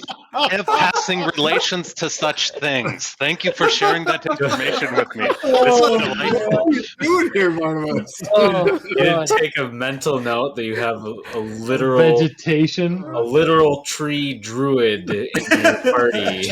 Vegetation with legs? No, I Yes, did not. She's quite interested in plant life, and we said we may have something, and that we could possibly be back to chat with her. I did not even put that together, by the way. Evan may have no clue right over the beak. I wanted that to just not happen. It'd just be so sweet. I'm just trying to give like face signals, like, oh. This is why you don't split us up together. My fault. I went the wrong way. Wander, perhaps we should walk over there now, Council, if you'd like to join, and go talk to Grunhilde and see what she has, see what she's interested in. I agree. I also believe those tunics from Brogan are fairly important, and perhaps offering the rest of your ales, since we plan to replace it with water anyway, would be a good idea. Indeed. I also have an extra crossbow, if that needs to be used. I have a couple extra weapons I could part with. Are there all the stalls are empty, but the tents are not, Spencer? Is that what you said? No. You know of 3 individuals who are in the tents. So there's one empty tent, and all of the stalls are empty. Okay. So these are the people at our disposal. There's no one else to trade with. You have everything you need. What more could you want? we gotta come on Sunday for the farmers market. Right. That's right. Yeah. Get my Prebo honey. Farmers markets are great. They are pretty good, actually. Bought some sweet belt buckles at a farmer's market before. Oh, are they? What Are those kind organic? of farmers market are you going to? Is that a flea market, maybe? It's both. A farmer's market? Some farmers markets, yeah, they blur that line. They do. Okay. Yeah, they're not all vegetables. We have one like the library right by Kowalski's has a farmer's market every Sunday. Oh, interesting. All right. Okay. Ooh, I will go visit. Yeah, I'll walk over to Grunhilde's. Sounds like Revan and Council are going? I will visit Brogan with Tizol. Oh, okay. I do not want to give him all 30. Why? You're going to dump it in the sand. I would rather give it to Varen for free than give him 10 additional gallons for the same amount of goods. I don't even know Varen. Doesn't matter. I know Brogan. I don't like him, and I hope his other leg gets hurt. Wow! Tizol, your spite is showing. Oh my gosh. Brogan just closes up shop. He wants nothing to do with it. Like right outside his tent, just Yeah, you can hear all of this, and he's just like, F you guys. Tizol's leaning into his tent and saying it out back toward Cats. All right. He also heard that you had 30 gallons. Mm-hmm. All right, let's go. Yeah. So who's going where? I'm going to see Grunhilde. Grunhilde with Revan. All right, let's. Tizol remembered. Sure. So Revan and Wander go to see Grunhilde. When you get close to her tent again, she kind of pokes her head out. Hope you didn't keep a girl waiting. What can I do for? And she kind of turns and looks at Wander. There it is. Yeah. This tall glass of water. Wander goes halfway towards the pose that he did to Revan with the compass. He just kind of goes like a little, then stops and goes back down. I never thought I'd see one of you. There are very few who've heard of me, and very few of those who look forward to the opportunity to see me.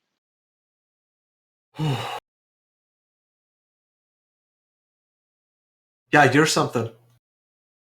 I'm sorry, I lost all my composure. What can I do for you? Quite all right. Oftentimes when people meet me and they have a reaction such as yours, they have questions. Do you have any questions for me? No.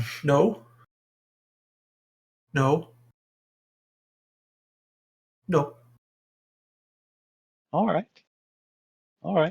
Fair enough. My Deception check? right? What are you doing?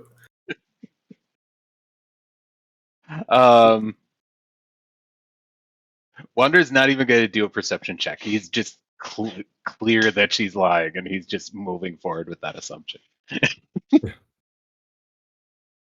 All right. My compatriot said that you perchance had occasion to be interested in plants and growing things, and I do myself, so I thought perhaps we shared that in common. Oh, well, of course you do. Right.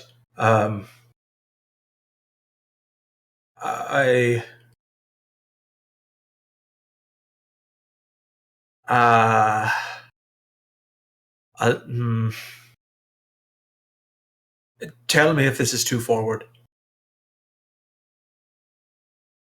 Do you need all of your clippings? Could I have some of you? Is that weird? No, and it's not the first time I've been asked.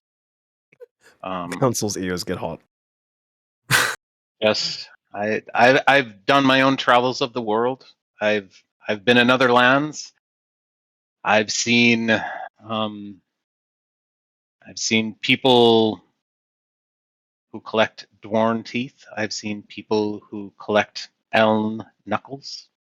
They were clearly unsavory folk, but I've heard of it before. It is, of course, a little bit different from me. I assume you can regrow whatever I take. Is that correct? Yes. Oh, that kid just possible. ate it.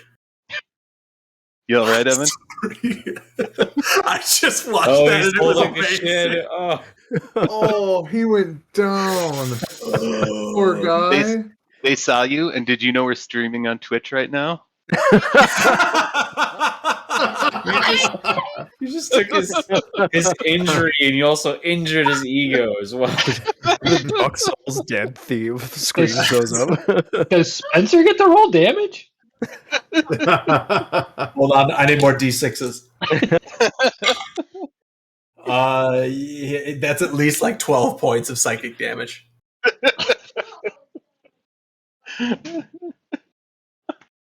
Wait, that's amazing.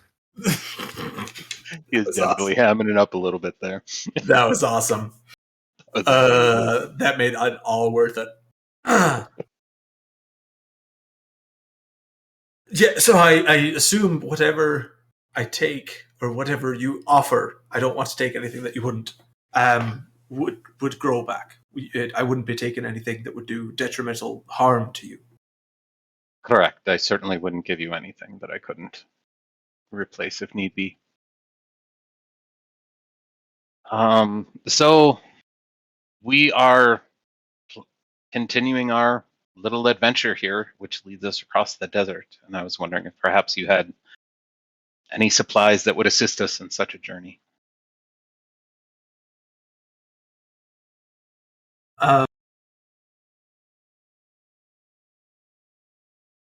Maybe. I've got a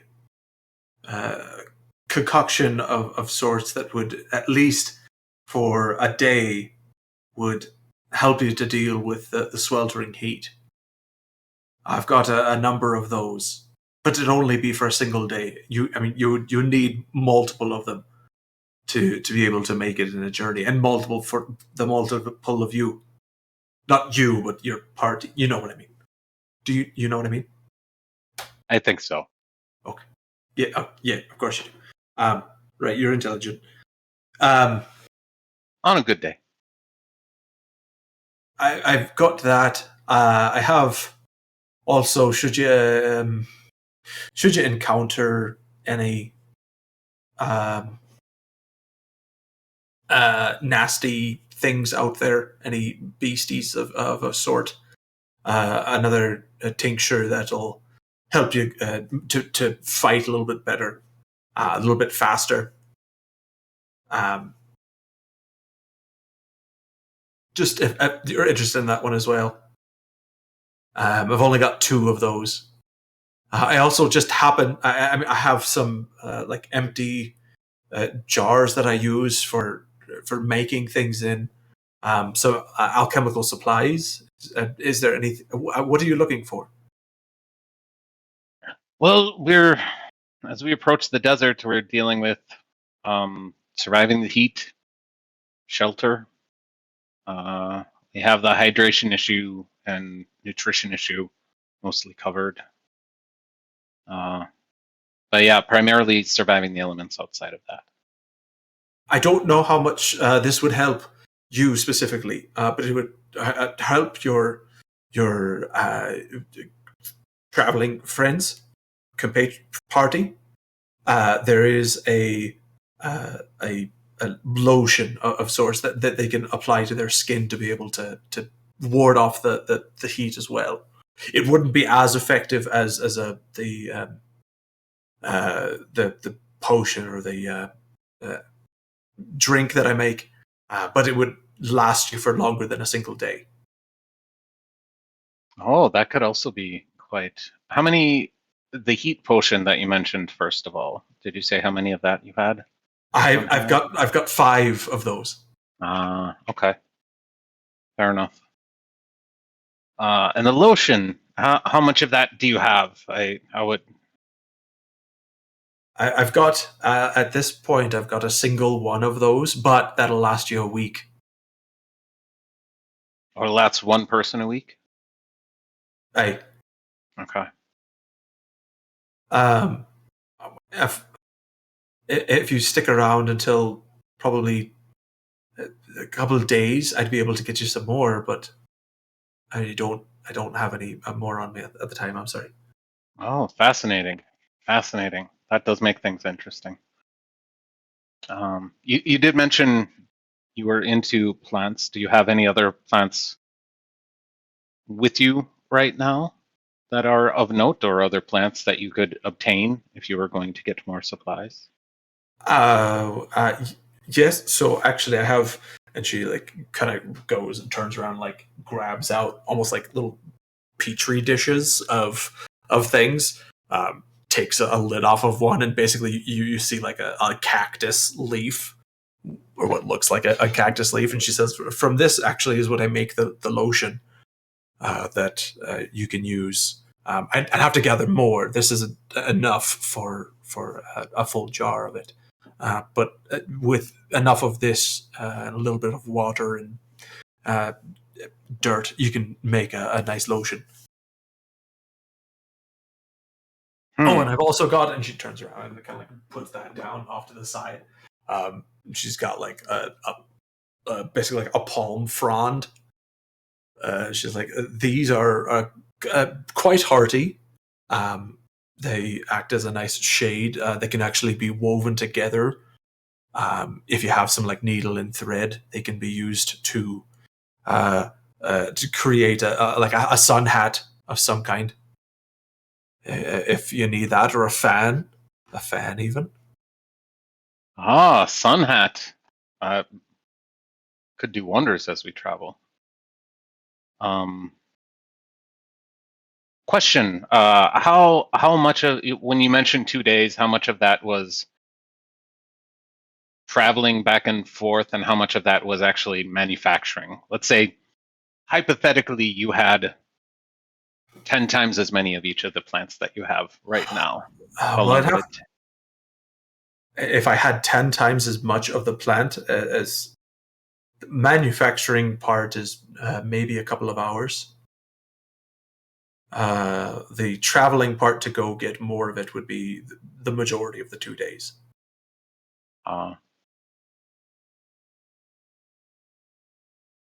Interesting.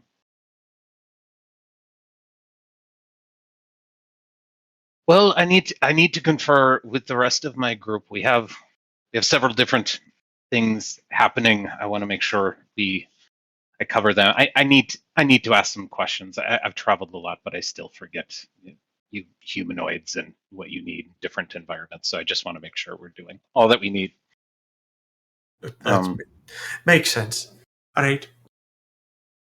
All right. I'll be back in just a little bit, unless either of you had any. Unless Revan, you had any other questions?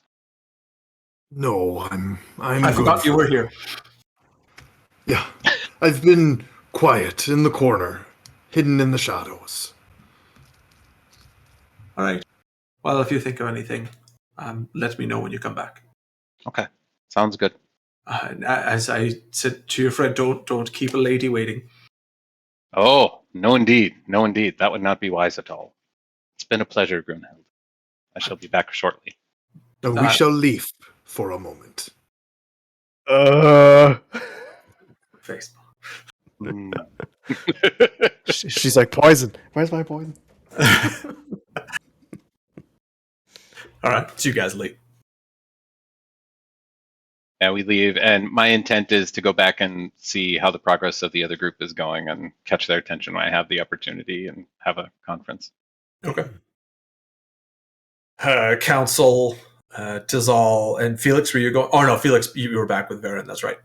So Council and Tizal enter the tent of Brogan. So before we go in, just to Okay. clarify what the initial goal was, these tunics, are these the intent to wear them at night to keep us warm? And shaded during the day. Well, Council has clothes, and Felix, and Revan. Just a tunic could be used to cover whatever. So just general fabric can't be additional fabric can't be bad to have. But yeah, That's a good point. Revan has a long coat, pants, and a hat. He's pretty well protected from the sun since he's in the sun all the time. Council's just getting ready to bargain to trade here, so he needs. So we need 5 ways to keep warm at night, and then maybe some extra fabric to either do headscarves or something, some shade for Wander and Tizol, because we don't know how your feathers. So okay, so 5 tunics and some extra stuff. And he said he did not budge on 5 tunics. He just kept on raising the price. So currently he thinks all of my ale would be what we give him for 5 tunics. And he said the price would be going up the longer we wait. So he's likely going to already say that he wants more. And go ahead. Sorry, I wanted to confirm one thing. You said Wander wouldn't have a whole lot to suffer from the cold at night. Mm-hmm. Yeah, so Wander doesn't necessarily need something to keep him warm. He might need some shelter from the sun. Tizal also doesn't. For nighttime. Tizal's resistant to cold damage. Well, not resistant, but advantage? He's got something that makes him not get cold. Yeah. Revan has cold resistance as well. I forgot all about that. Well, Council doesn't know these things. He does know that Wander is a tree and probably doesn't need help at nighttime. So Revan doesn't need anything clothing-wise? It's good to have just in case we're wrong. Good to have just in case. We're assuming, right? Just because I have resistance to cold damage and advantage, I have advantage on Constitution checks. The metagame. I have advantage on Constitution checks against resisting cold weather. So okay, Tizal's probably fine, but still having enough in case. The nest is very cold. Yeah, most of the time, including during the day, and very windy. And you would have no problem. From what Council has seen of Felix, he has his suit covering him pretty much all the time during the day. Correct. So that okay, cool. Got it. Yeah. So before we go in, then I guess we would kind of converge, and I would kind of look at Council and say, would it be better to use the ale as a bargaining chip for something like the tents or fabric around the stalls than tunics? I was going to suggest that. It'd be more likely that we will need blankets and shade during the day rather than clothing. Yes. All right. I go into the tent. Okay. Brogan is, you can see him sitting there, similar to how Revan and Tizal first saw him, cross-legged on the ground with his eyes closed. Cross-leg? He has 2 legs. Oh, okay, it's just mangled. I thought he got it chopped off. No. It's just mangled. But our apologies for interrupting your moment of tranquility, Brogan. I am Council, and I have come to trade.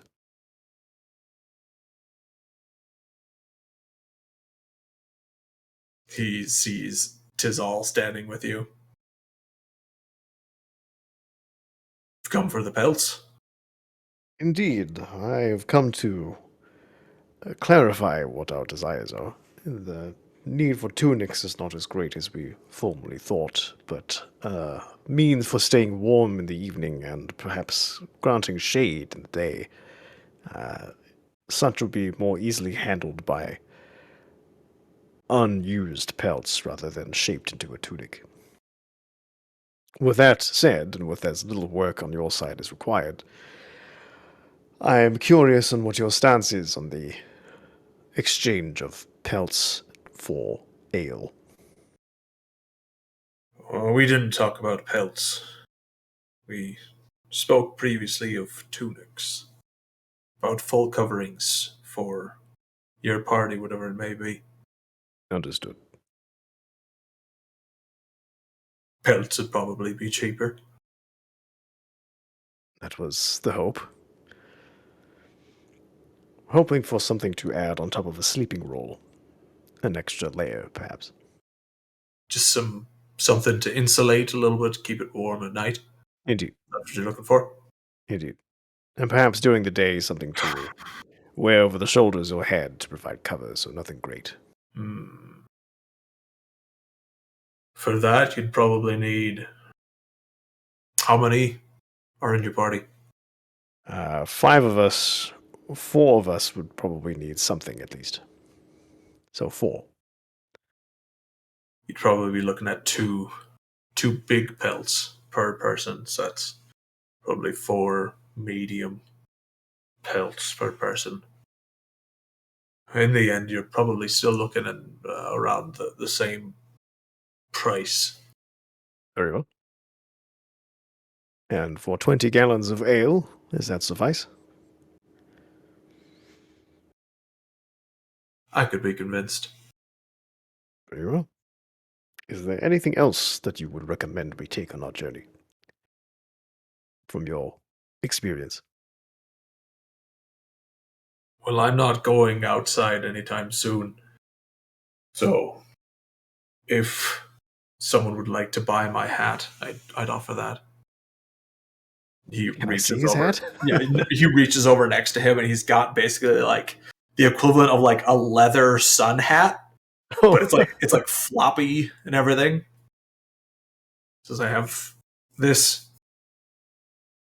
Once I'm able to get back out there, I can make my own again. I do not believe we will have need of it, but you are kind to offer. Thank you. You know you want it, Council. I wanted just to take it from him. I want him as worse off as possible when we leave. Correct. I want his bedroll when I'm done. Giving him so much booze. I know. He's not going to be worse off. Now, the question is, do you have a means of containing this alcohol? For it currently resides in the skin. Can fill up my sleeping sack. I'd be alright with that. Oh, it's a waterbed now. Like a camel pack, you can also like... It's got like a straw sticking out of it.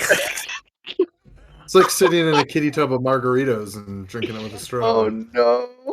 Well, he's been sleeping in this bag too, so... It tastes Finally like seasoned. Seasoned, yes. Dorn seasoning. A 20-gallon Capri Sun that he just cuddles like a body pillow. a 20-gallon Capri Sun of booze. It'll be so warm. Booze senpai. I'm good, guys. There's so much mental imagery happening in my head from this. Just this section alone, the romantic novel cover of Wander getting picked by a Dwarn woman who has lotion randomly, and now this, a 20-gallon Capri Sun. Oh. This is awesome. This is what D&D is all about.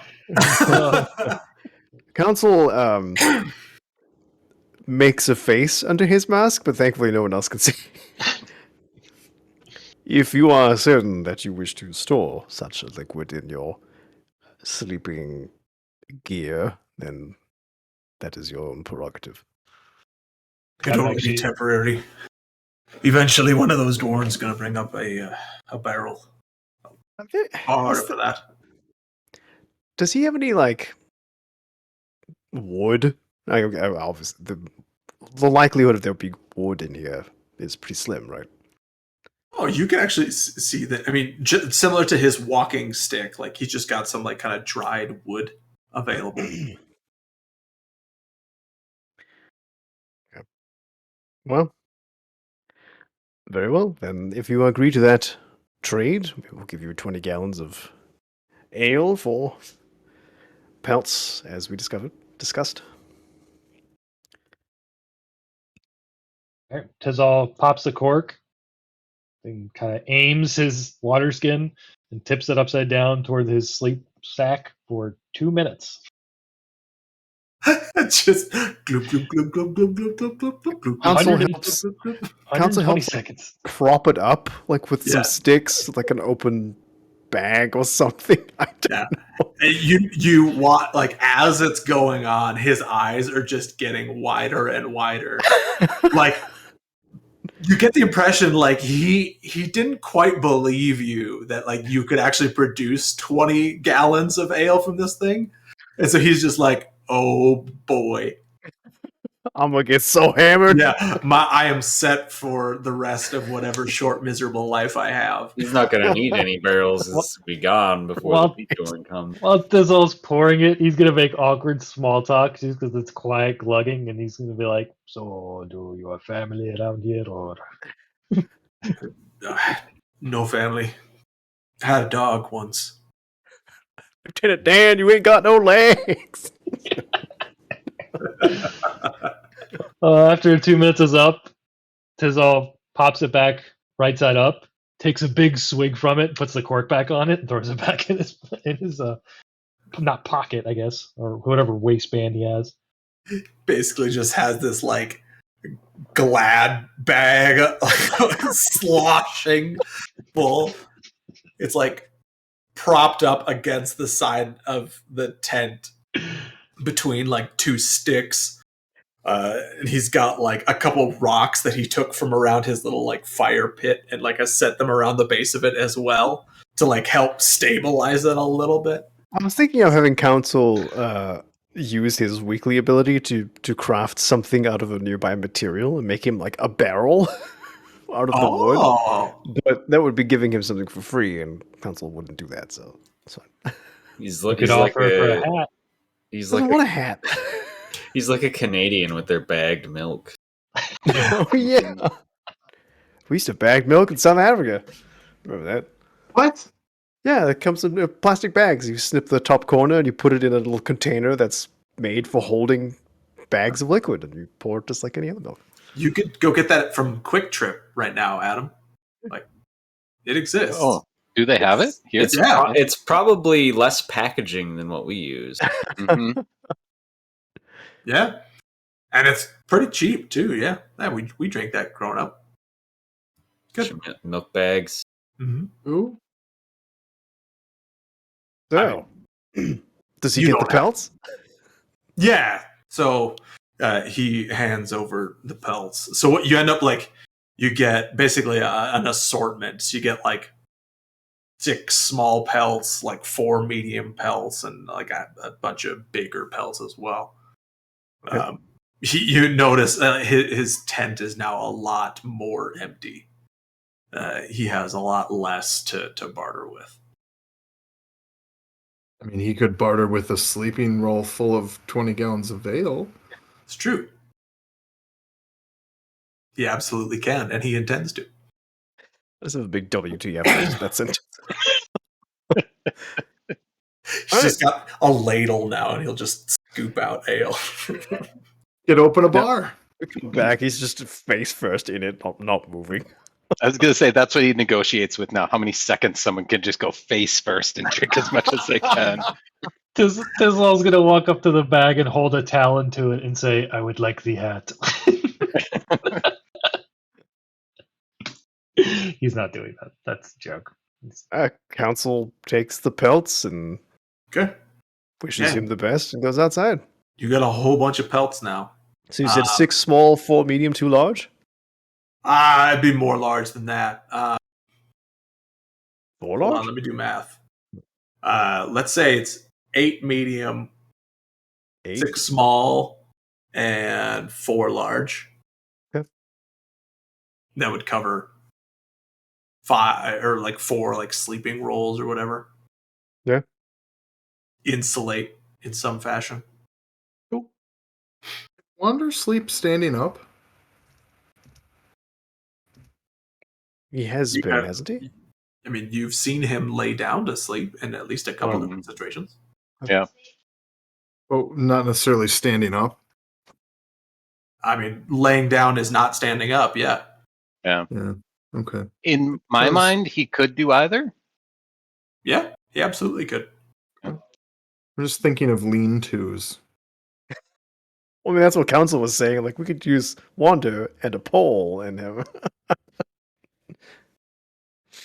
Yeah, 100%. Like a harpoon? Do we see Wander and Revan? Yeah. Yeah, they are outside of Grenhilda's tent. Okay. We managed to secure the pelts. Oh, fantastic. Let's take a short walk. I would like to hear more about your interaction. It sounds fascinating. Okay. And then Wander starts walking kind of along the hill or along the foot of the mountains, like not far away, but just far away enough to be out of earshot. Okay. Okay. Cool. Yeah, so you walk a ways past Grenhilda's tent. As you are walking away, you notice at one point she does kind of like step out of her tent and like kind of watching you guys walk away.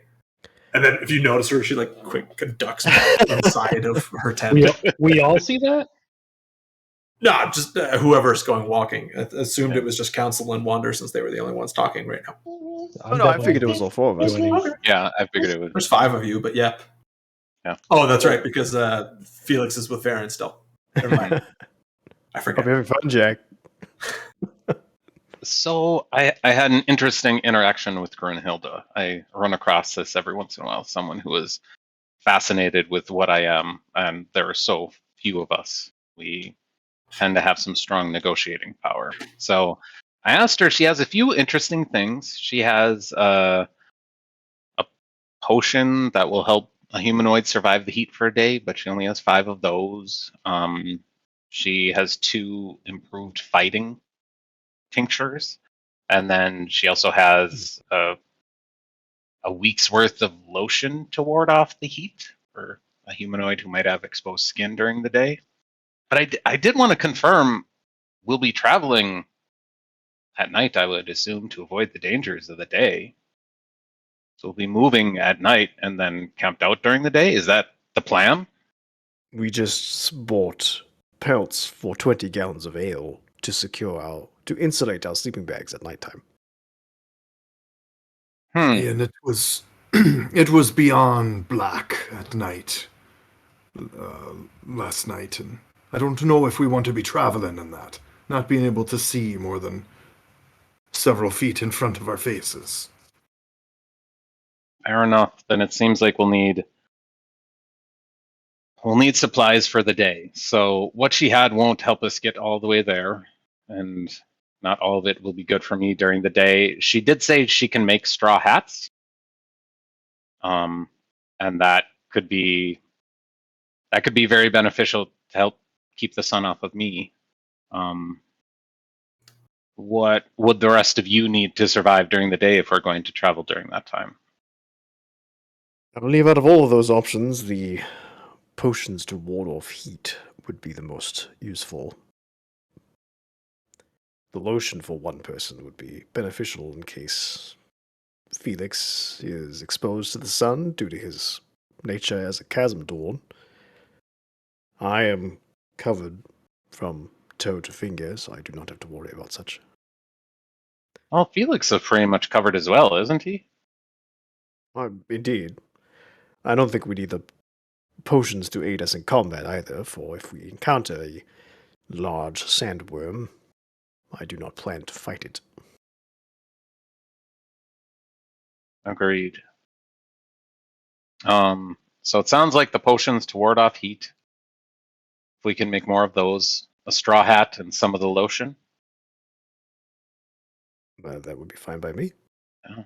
Did you ask her how much she was asking for each of those? I didn't, but I saw the look in her eye. And the desire that she has for a clipping from me is strong. I've seen it before. So perhaps all of that. All of that. And if she still needs to sweeten the deal even more, I do have a spell at the ready that will allow plants to grow, which means the plants that she currently has would grow, and I could offer her a clipping of mine and then cast that spell. And I am almost positive she would fall over herself to give us everything she has to see such a thing occur. It is my hope that you do not create some sort of demented miniature version of yourself, Wonder. I can neither confirm nor deny whether or not such a thing has occurred in the past. Are we concerned that she might have clippings of you, Wander, and there are Dorn that actively are looking to understand what you are made of? That is the most intelligent question I have heard from you since we've met, Tizzle.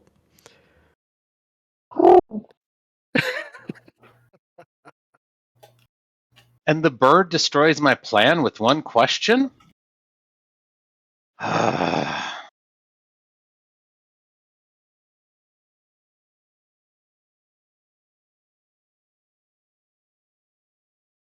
Perhaps we ask her before giving her the supplies.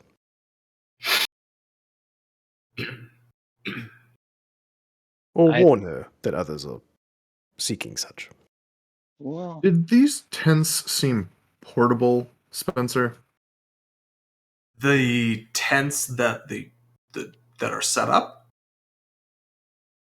they could be broken down and transported with great effort. Oh. They're not like cemented to the ground or anything, or stuck into the ground even. But it's not like they're not meant to be moved very often. You wouldn't go backpacking with them type thing. You'd probably need a beast of burden or whatever to carry it. Yeah. And just confirming something, Tram came all the way out here with us, right? Yep. I just want to verify that we're like pretty gosh darn sure that these aren't breakers, because I would assume if Tram came here and knew that there was like a little breaker tent settlement, he would not have been cool with it. Probably pretty safe. Okay. Probably. So we know the cultists are looking for me, and we know the breakers are looking for me, but these are Peakdorn. They seem like simple people. I do not have any reason to suspect malice. Do we want to run the plan past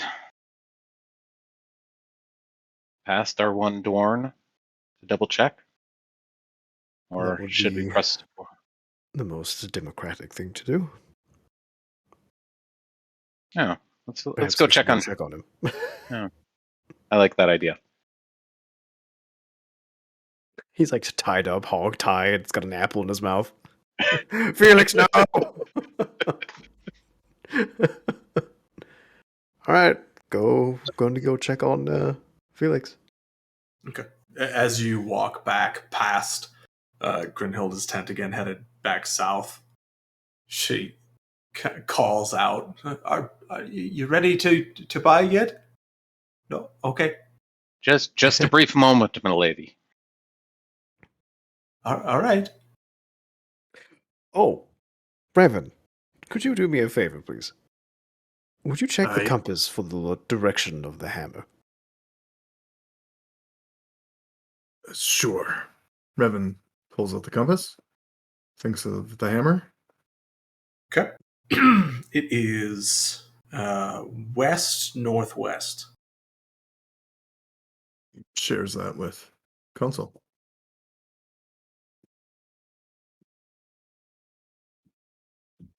Okay, west-northwest. Thank you. Okay.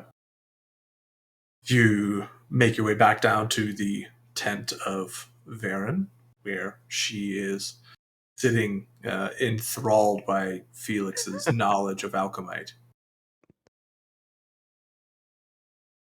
Felix always looks for opportunities to be seen as a genius. Who doesn't, really? Felix, Varen, how goes the conversation?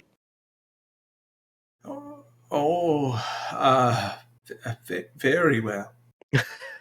I've learned so much about this potentially incredibly dangerous stones that I've had beneath my bottom for a number of months, if not years. I'm glad an accident didn't occur to leave nothing but a hole in the ground where you once sat. According to what he's told me, there'd be little more than a hole. A smoldering crater, maybe. Felix, we have some trade offers with the others we should discuss. When you are done with Miss Varen. I believe we're almost complete with our lesson. Yes, I don't think that there's much more to learn. Is there? Is there much more? Oh, there is much more. And much more that I have to learn myself. Perhaps you'd come back another time then. If I ever find myself in these parts again.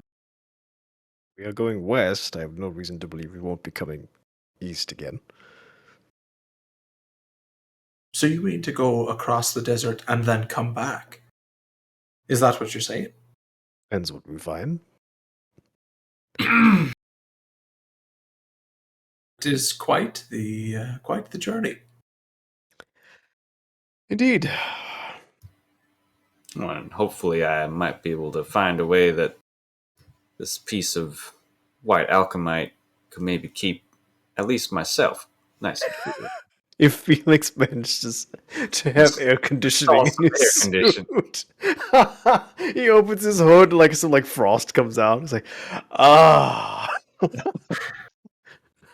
Oh, you guys cold? You guys cold? It's cold out here. It's literally like 120 degrees out. He's freezing inside. I haven't figured out how to regulate it yet. Chill. Anyway. Oh man. Varen is more than happy to let you go with your friends. Let you go outside and play with your friends. How's that for payment? Yeah. So we walk a little ways. Wanda remembers that Varen can't hear very well, so we don't walk quite as far away as we did from Gruntilda to talk. And I ask Felix, so I believe I might have a trade with Grunhilda for some potions and lotions that would help us through the desert. She's very interested in a clipping from me, which is something that I certainly can provide.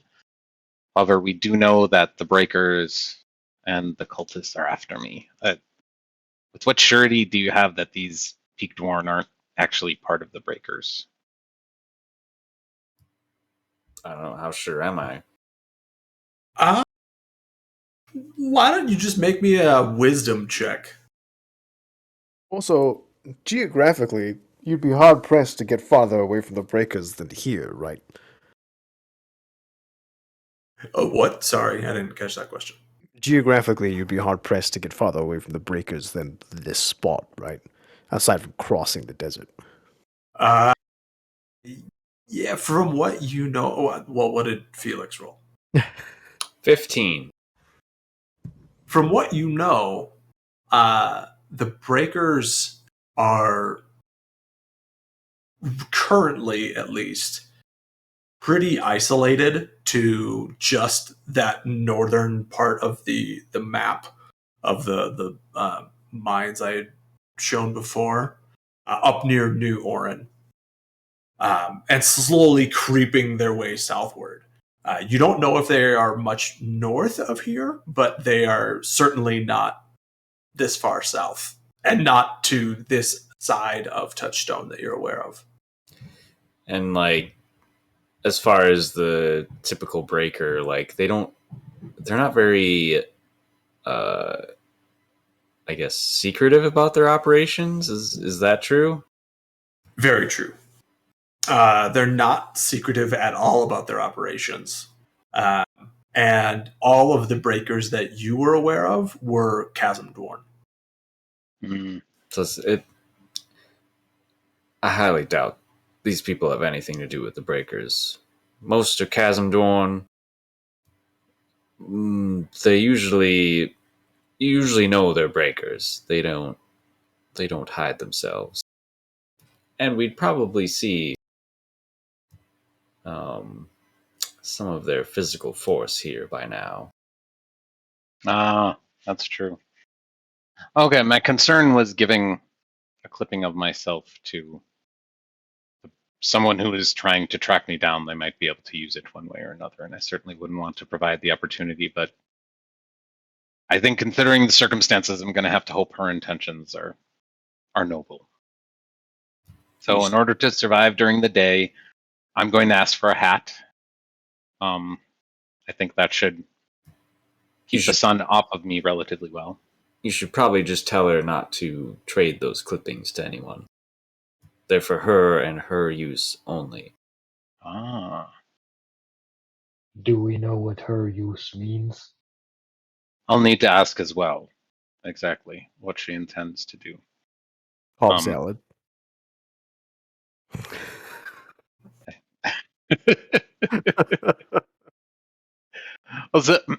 Okay, so here's a DM question about. Yeah. I would think at some point in his life, Wander would have tried this. Mm-hmm. Tried taking a clipping of himself and just planting it. Mm-hmm. And in my mind, for the floral torn, it would have been a plant that no longer had that life force, and it would just kind of grow up and be like a maple, just like me. It would just be a maple sap. But I don't know. I don't know what your take on that would be. Yeah, that's almost exactly what would happen. Planting a twig generally does not turn into a tree. You'd have to get some part of the actual like trunk itself to be able to turn in anything formidable. Most attempts at clipping yourself would just then turn into an innate maple sapling or an innate maple branch, and would probably quickly die. Okay. Have you ever tried grafting anything to yourself? That's very private. I'm part willow, part oak.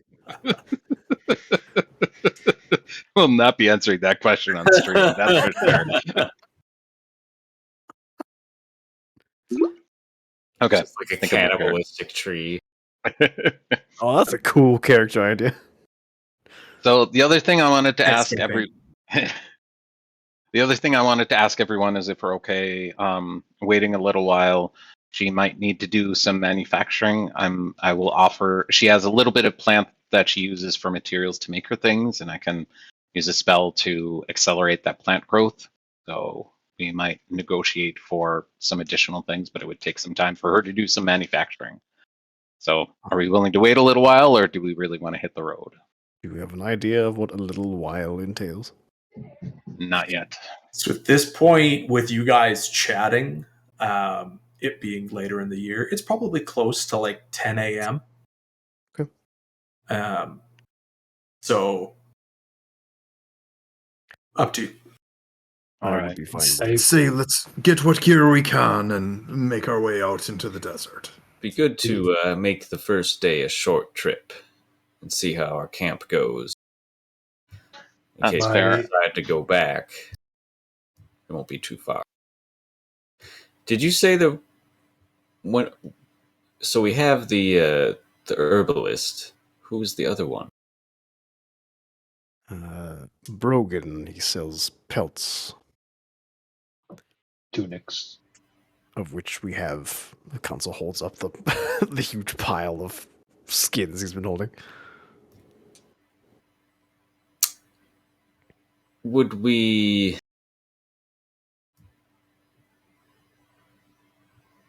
be able to procure anything that Wander could wear?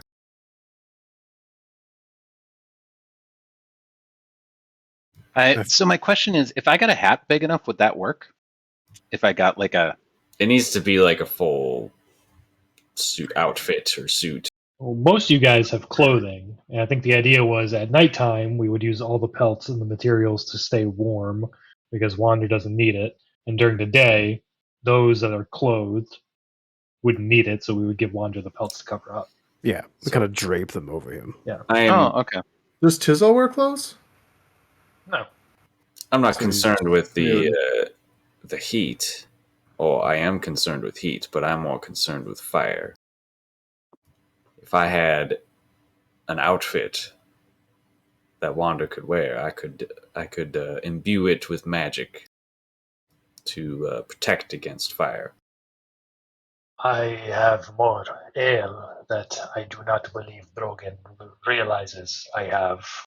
I misled him into the volume this container can hold, and I am just going to throw it away anyway. But I will say, in order for this to fill up with water, it will not fill up until the next sunrise. So we may need to wait a little bit to have the maximum amount of water. Didn't we have a cloak that one of us used to breathe underwater? Would that work? Felix has it. You took it back after you gave it to Tizzle. Yes, so that is a different infusion that like makes a magic item. So it has to be on clothing. So there's infusions that copies a magic item. There's also infusions that like get applied to an item. Okay. So you don't have a cloak. And so yeah, this would the item is armor for the resistant armor. So it needs to be like hide armor or something. Okay. So not just a tunic. Oh, hide armor? Like if we... Any armor, anything that's like on the armor table. Is Bark on the armor table? I do not believe we have.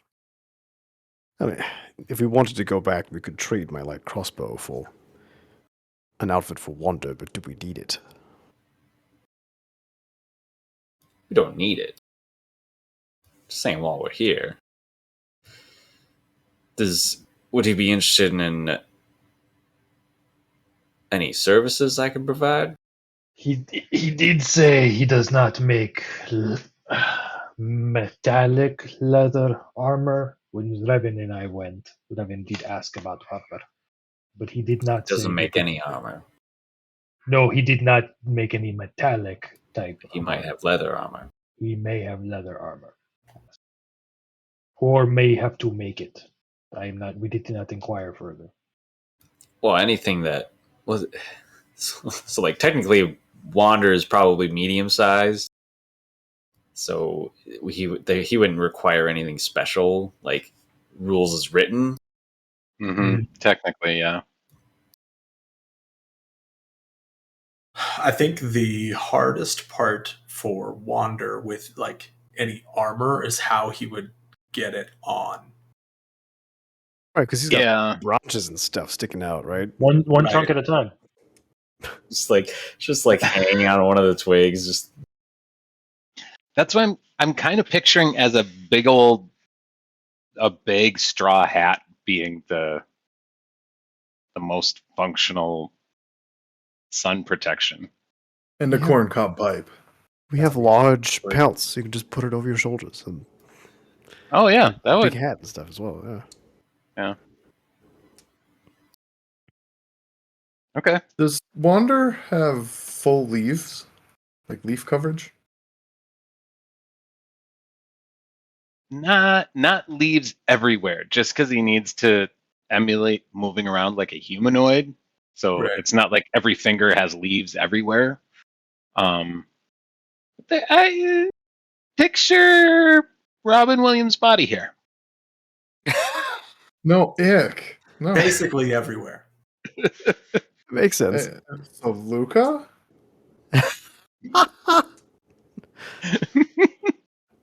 This is resistant to fire. Why couldn't we just I start rolling up the pelts and Okay. getting them organized. So we don't want to wait for Grunhilde to make anything else. So I'll simply exchange a clipping for hopefully for all of what she has if I get lucky. Make it seem like something valuable to you. You are giving up a piece of yourself after all. But be sure you ask what she's doing with it. Wish me luck, least- y'all. At Would least be anyone like- clear not to give it to anyone else. Mhm. Perhaps I'll go alone. She might enjoy some time alone with.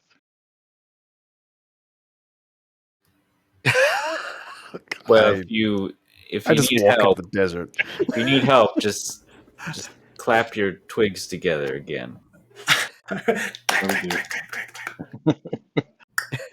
Three clicks means come right now. I'm in a lot of trouble. Okay. If you're dying and you know it's Mac, you would. That was amazing. Anyway. So, Wander goes to talk to Grunhilde. Okay. She is eagerly waiting. Like not even inside her tent. She is standing outside, just kind of watching you guys have your conversation and waiting for you to come back. What a creeper. I've been waiting for you. Well, hello, madame. I have returned. Shall we step into your tent? Oh, certainly. She kind of like pulls back a flap and ushers you inside.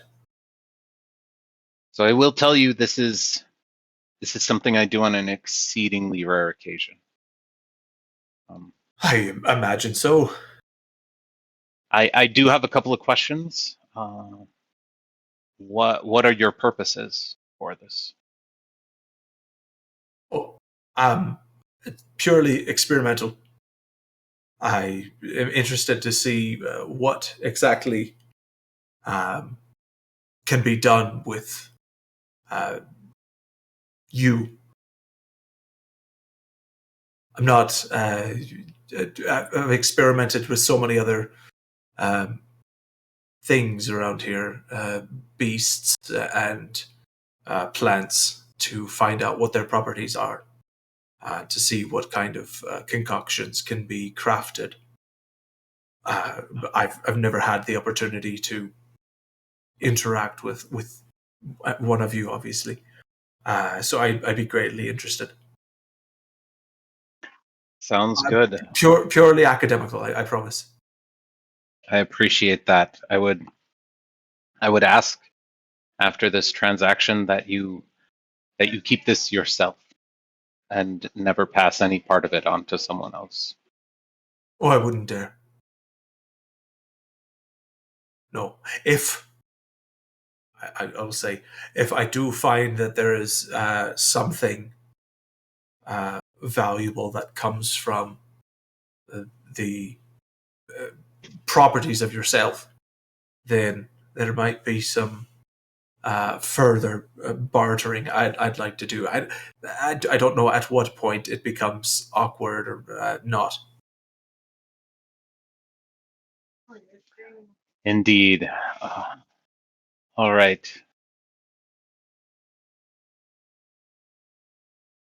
I think a fair trade would be a clipping for your current inventory.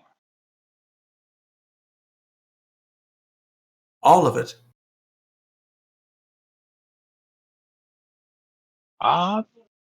This is something you could recreate in a relatively short period of time, and you could also live another 300 years and never see another floral torn.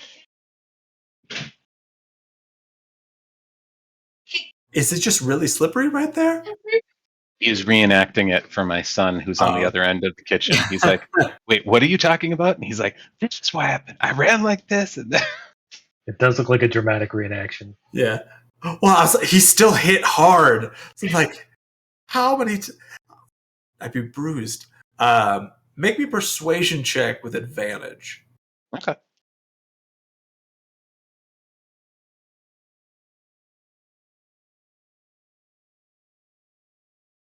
Okay, I rolled a 1 and a 7, and I have no addition to persuasion. So that's a 7 right there.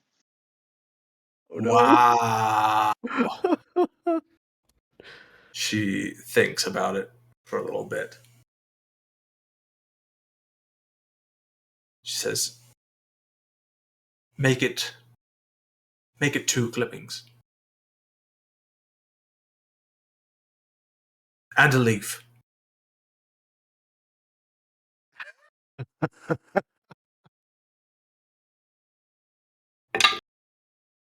She got a 15 on persuasion.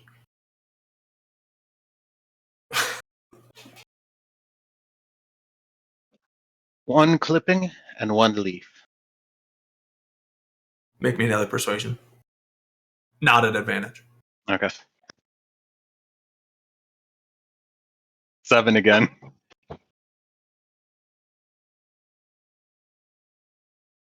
How about a clipping, a leaf, and a root? That way I'd get even segmentation. And does your current inventory include a straw hat right now? It certainly can. I could whip one up in 10 minutes. Then I believe we have ourselves a deal. She's basically like cutting off one of your toes, one of your fingernails, and like some of your hair. Wander feels dirty. You just sold yourself for money. How's that feel?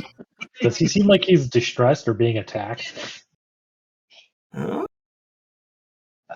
No. Okay. Yeah. She goes forward with the deal and gives you the inventory. She even gives you like a bag that you notice is made out of some more of these like palm fronds into to store all of it. Because after you get it all, you realize that this is like 7 jars worth of stuff. Oh, okay. Of varying sizes, some like mason jars, some like, smaller, like more like salsa jars, varying sizes. She gives them all to you. And then she says, come back in 10 minutes and I'll have your hat done.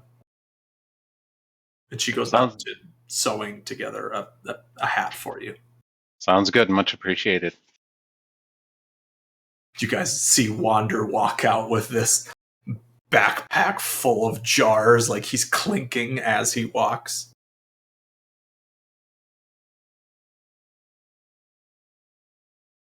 It appears things went well. She's in the process of quickly weaving me up a hat, and then I believe we could be on our way. Well done on the transaction. So it's not enough to protect us the entire time, but if anything fails in our plans, we have some margin to deal with. We will use them when we are getting to the wit's end and dealing with the heat. It's always good to be prepared. Indeed. After the 10 minutes, you go back to Grunhilde, and she has the almost like a rice patty hat. Nice. Created for you, and gives it to you. As you go to leave, she says, if I should need to find you again, how will I do it? I would imagine You'll need to rely on Tursik to point me in your direction once again. That's the only way. I've tried many a time to predict my path, and I'm rarely correct, unfortunately. We do plan to come back through here again, and if we do, I would be foolish to pass up an opportunity to visit you once again. She blushes a little bit at that. And kind of like kicks the dirt like you did in Baron's tent. Get out of here. Good luck in your journey. Please survive. Many thanks, my lady. You guys see Wander now walk out with his Raiden hat. Wander is so happy in this hat. He's like awkwardly, childishly proud of this hat. It's mildly uncomfortable for the rest of the group. You notice it has to connecting the two ends, like there's a bit of like hempen thread, so like you could put it under a chin if you had one.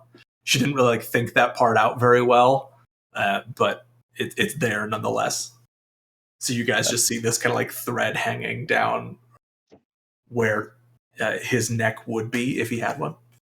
I love it. And now I'm picturing Wander watching beach volleyball for some reason, and I just don't know. So it's solidly like 10:30, getting closer to 11 at this point. Go heading west, or the direction of the compass. Okay. Do you mind if we take a quick bio break? Yeah. How late are we going tonight? Up to you guys. I know that Adam, I think, has like cut off 9:30. Yes, right? please. Around there. Yeah. 9:30 is fine. Yeah. Okay. That'll work. Okay. Yeah, we can do that. Okay. Be back here in less than 8 minutes. Okay.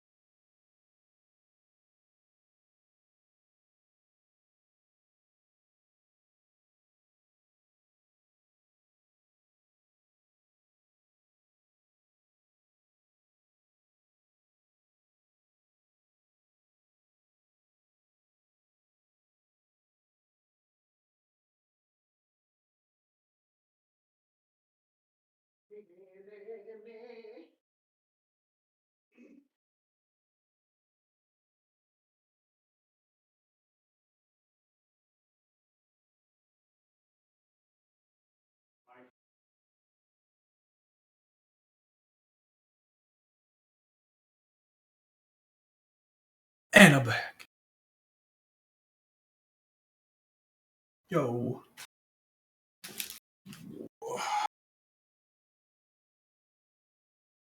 Probably mute while I'm searching through candy.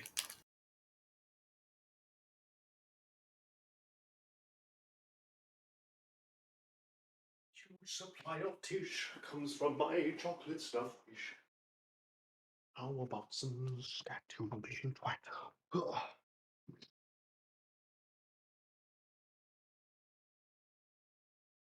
Hey, it's cold. What? I mean, what? It's cold. Factual. It's very Not cold. What temperature is in Minnesota right now? 36. Hey Google, what's the temperature outside? 35. Up here. Up here in the northern woods.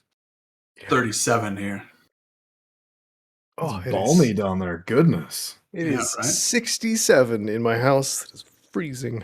Oof.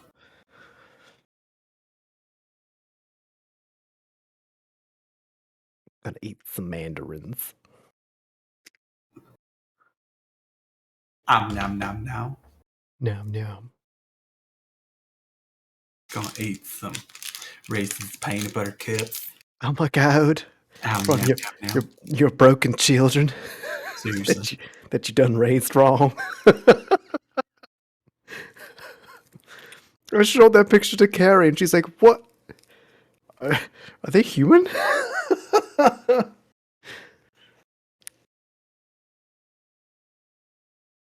Like, I totally get, there are candies that I love that other people don't. Like, I love almond joys and things like that. Oh, you're the worst. Right, and I get that, but your list had, like, for that bag had pretty much all of the candy in it. Like, the only things I didn't see were, like, the chewy, fruity ones, like Skittles and stuff.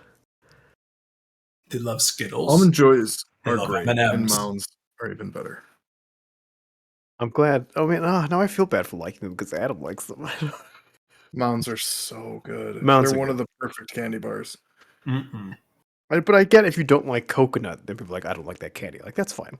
But not liking all Then you chocolate? shouldn't be alive.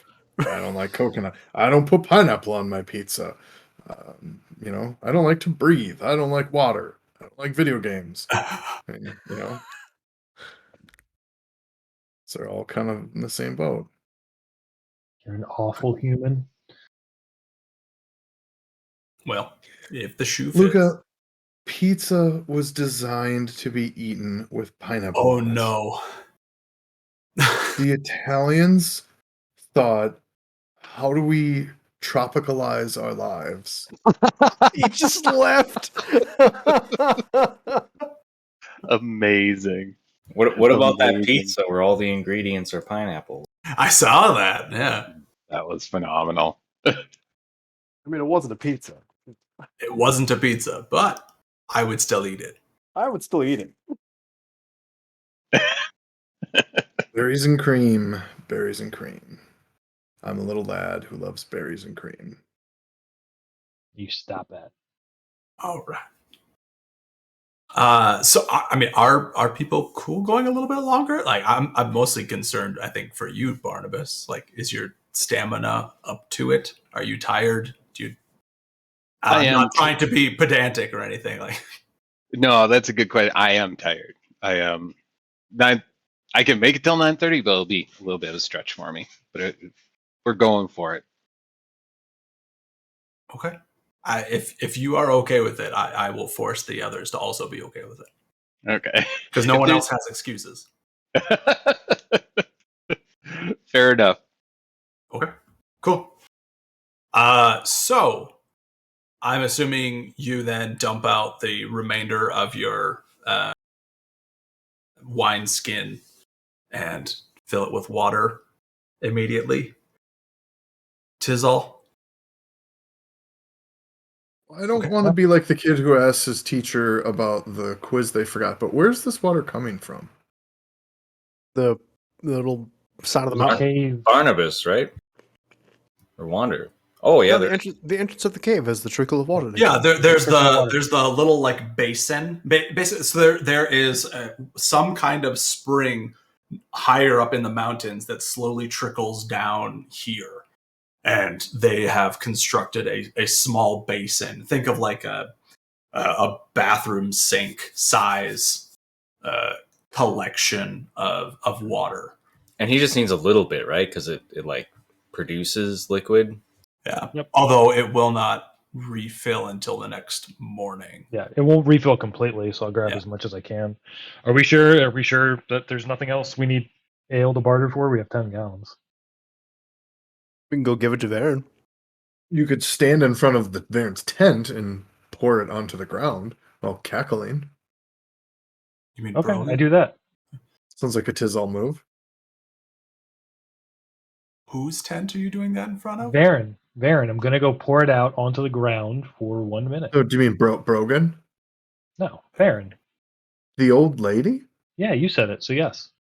Yeah, that is We're what wasting time. We're wasting time. Oh, We're wasting I time. meant Brogan. We're wasting time. Tizzle would probably go offer her some before completely dumping it out Yeah, and offer her the rest, honestly. But we don't have to RP that, just for time's sake. yeah, she would take some of it, try to have a conversation with you and keep you longer than you need to be there. Back in my day, I really angered Alex. Okay. And then you would eventually leave after, much to her chagrin, probably. And then you're going to fill up your water skin with water. Yep. Okay. Is anyone else filling up water skins or anything like that? I'll make sure mine's full. Okay. Yeah, might as well. Well, Wander will drink as much as he can. He kind of dips his foot in there real gingerly and sucks in a bunch. Just tries to suck. I stopped filling mine up when I. Okay.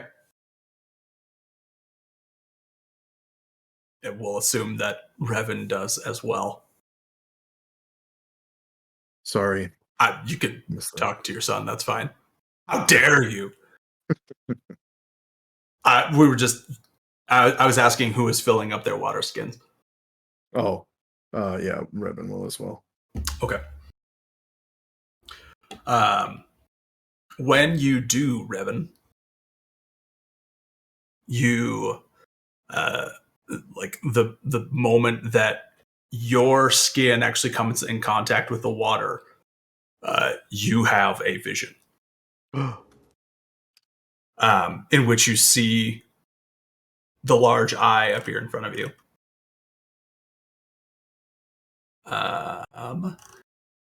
And I have to find where I put it.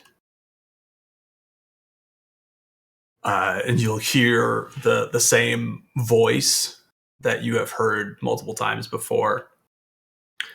And it says, "Please, I grow even more tired. I cannot do this alone. They need us. You must come to me, Revan. Time grows short. I will explain." And then it stops.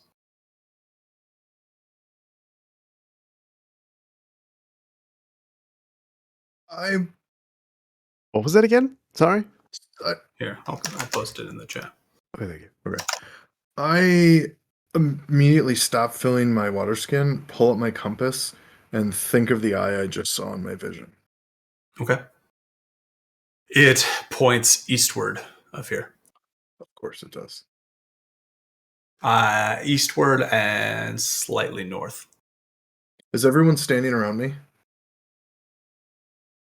Like Yeah, we were all filling getting our water. skins. Yeah, you're basically all getting ready to go. Does he like drop to the floor like he has? No. This basically, you just see him like stop moving, like and just kind of go catatonic for a little bit. I blink and he's back. Had another vision. I share what the vision was, and then I checked my compass, and it points east. I assume out into the ocean for where the eye and the creature it's attached to lie. And we are headed in the exact opposite direction.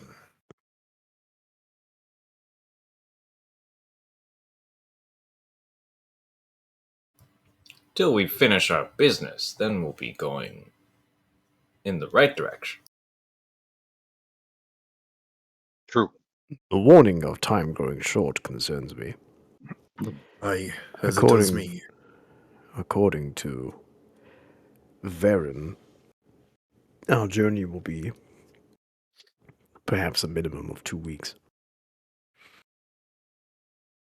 If we travel along the mountain. Oh no, I asked for a straight line. That's what she said. Mm-hmm. Oh. Mm-hmm. Yeah, if you wanted to take the pathway along the mountains to get over to the other side, assuming that's where you're headed, you'd probably be looking at like closer to a month. So then we have to ask the question, do we fulfill the request of this sponsor, this giver of visions, now, and undo what progress west we have made? Or do we ignore the call and hope all will be well when we finish? Well, here's the thing. If we want to go get to the other side of these mountains, we need to find a different way than the way we came.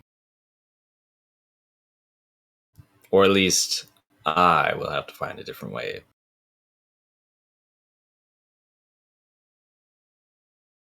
That is true. It was made clear that you were no longer... It was made clear that you weren't welcome in Touchstone the first time, and that a second time would be even more unacceptable, and I believe the Dorn have ways of making that very unpleasant. I'm personally surprised I'm not behind bars right now as we speak. Well, traveling the seas, we heard many a tale. Some so outlandish you knew there was no way they could be real. And some had glimmers of truth within them. And we were never able to decipher quite if they were real or not. And in these tales we heard of ships. Ships that didn't travel along the waves, but instead traveled across sand, or traveled through the air. Now, these were only ever tales that we heard, but have any of you ever come across ships traveling on something other than the waves? Have I? No.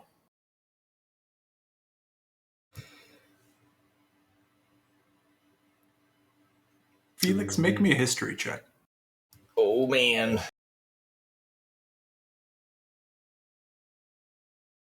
Unfortunately, my people never leave their city. I just hold up my arms. 16? 16. You know that Dorn have built contraptions, but they weren't much boat builders. Wander spent some time wandering and has spent some time on the sea. Has he heard stories like this before? Make me just an intelligence check. Make me a charisma check. That's going to be an 8. No. You probably never heard of anything like that. I don't know what you're talking about, Revan. Sounds like nonsense. Aye. Well, if we personally, I'm curious to see whatever this automaton has come from, because I imagine that is not the only mechanical wonder that this civilization has made. We need to ask ourselves if we are prepared and can handle the consequences of whatever decision we make now. If we go west, Revan's patron may perish. Something tragic may happen and we may lose a connection. If we go east, I do not believe anything will happen to the hammer, but it will greatly delay any answers we get about the underneath of Orin. Now, you said you... How do you know this thing is to the east? You used the compass? Well, aye, the compass. And you just thought of it. Aye. Why If don't we you are think to trust about- the compass, Why don't you then it think is about west. helping it in its quest it's asking you to do? I can try. Think of the closest way to immediately help it. Interesting.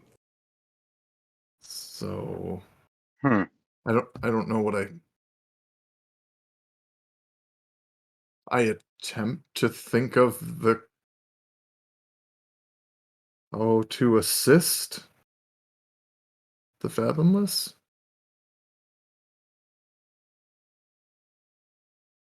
The compass points west-northwest. All right. We need Felix. to buy Felix some Taco Bell. Felix hops on his motorcycle and rides off into the sand. Yes.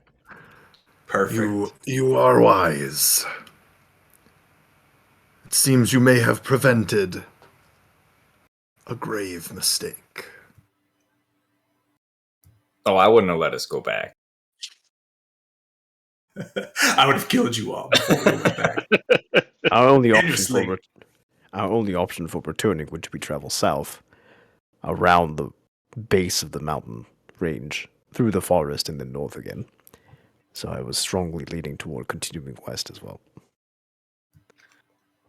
I like Revan's idea of finding a better way across the desert on the other side of the desert. Mm-hmm.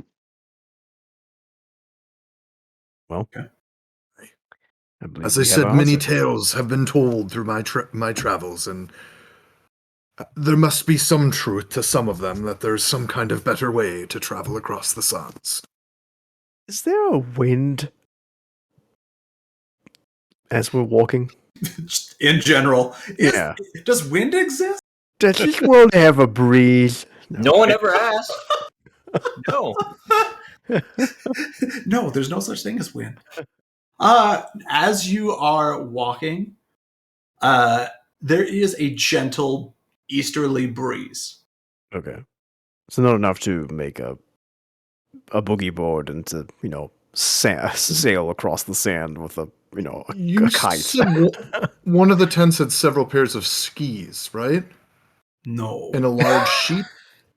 No. We tame the sandworm. Oh, there we go. That's what you do.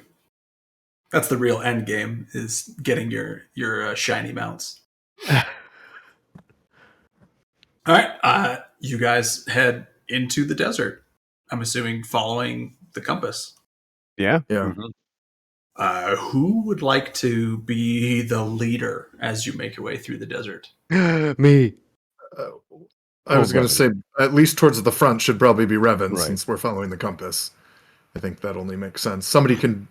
He would certainly enjoy someone walking with him versus having him be the tip of the spear alone, but either way he'll lead. So Council and Revan at the front? Yeah. Okay. Close enough to get down, Mr. President, if needed. And Mr. President, get down. one Oh, you need wanders to know who gets sucked into the sand first, I see. Sure. wanders at the back of the line, Okay. frequently readjusting his hat and looking at his shadow and readjusting the hat and looking at the shadow, and also occasionally trying to like pile the pelts on him appropriately. He's making do, but he's not pleased with the current situation with the pelts. I'm okay with this. And Felix is just ahead of Wander. And Okay. he's just kind of fiddling around with the white alchemite, kind of like coaxing some cold out of it, seeing how he can work with it. Okay. And Tizal. Smack dab in the middle, I guess. So ahead of Felix? Yep. Okay. So Council Revan, Tizal, Felix, Wander. Okay. All right. As you guys make your way off into the desert during the daytime, the first thing that you notice, which becomes immediately evident as soon as you are away from the mountains, is that the heat is just unbearable. Every hour that you travel, that you do not drink water, you have to make some saves. Oh my gosh. And these are according to official rules, by the way. Okay. But you have your provisions of water that you're making sure to drink along the way. Mm-hmm. This first day might be kind of rough because Tizal's thing doesn't fill back up to the 30 gallons until the next sunrise. So I would like everyone to make me a Constitution save. Could I cast create water? I can create up to 10 gallons of clean water. Absolutely. Within 30 feet in an open container. Oh, yeah. So, yeah, basically, as you guys are walking, when your own personal water skins get empty, Wander create and destroy water to refill them. Okay. Could you just do it on the magic one? Yeah, So I was thinking I'd just put 10 gallons into Tizal's flask and we can just pass that one around. So until it fills with the 30 gallons at the next sunrise, it is essentially just a normal flask. Or just a normal water skin. So it can only hold like the normal amount that you guys would be able to hold. It's not a bag of holding Gotcha. thing. It's a replication thing. Got it. Yeah, Okay. At the next sunrise, though, he will have 30 gallons of water at his disposal. Okay, yeah, then it's... Well, I can cast the spell 3 more times today. So, yeah, I have 30 gallons of water to distribute between flasks. Okay. As you are walking, you do notice after first hour and a half, 2 hours of walking, you do notice that there are some smaller animals out here in the desert. Things that we here on planet Earth would, associate with the desert: scorpions, lizards, snakes, spiders, etc. All relatively small, and when they see you, they tend to kind of scatter out of the way. They're not interested in causing any trouble to you. Mm-hmm. How long would you like to travel on the first day? Until we get tired. Okay. Like sleepy tired, not like physically tired. So after 8 hours of walking, you start taking points of exhaustion. So 8 hours for 8 hours. But that's physically tired, not sleepy tired. That's true. 8 hours. So you guys walk well through the day, continuing to fill up your water skins every couple hours. I would say in total you would probably burn 3 Wander. of your spells. Okay. Basically, dump out as much as you can. People drink for the next 2 hours. Dump out as much as you can. Next 2 hours, dump out as much as you can. Sounds good. You notice as you are traveling deeper and deeper into the desert, all the while following Revan's compass, the wildlife that you're seeing is getting slightly bigger, but not to a gargantuan size or anything like that. Now, rather than being like minuscule spiders and scorpions and snakes and stuff, it just like regular sized creatures out in the desert. Do we see any like dried vegetation or anything? Like any means of them to have homes and sustain themselves? Maybe a perception check. Council would find it odd to see life without a means for. Ooh, that's 19. 24. 24. At this point in the day, having traveled 8 hours, not only can you only like barely see the tops of the mountains now, just because of how far you have walked. You don't see anything but sand in every direction, and these critters that are kind of around. They're not like super frequent, it's like maybe every hour you'll see like a couple of them. Yeah. Or like one or two. Constable mentioned that. It's like, hey, look, animals with nothing else. That's it. One thing you do notice at this point in your travels, though, is you see 2 lumps in the sand ahead of you. This is about 7 hours into your journey, so not quite the end for today. And you find two lumps that they're slightly like north of where you are now. Like basically veering your path just slightly would take you to them. Would you like to investigate? Are they moving?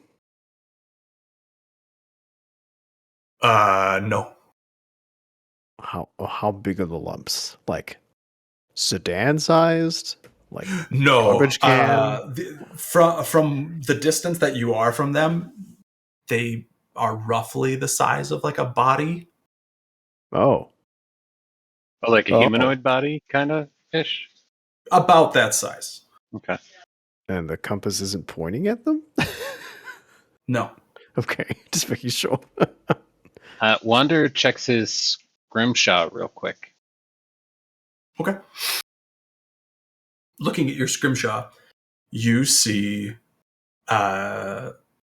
6 figures, and they are holding some kind of box. And then you see 2 of the figures drop, and the other 4 and the box disappear off of your scrimshaw.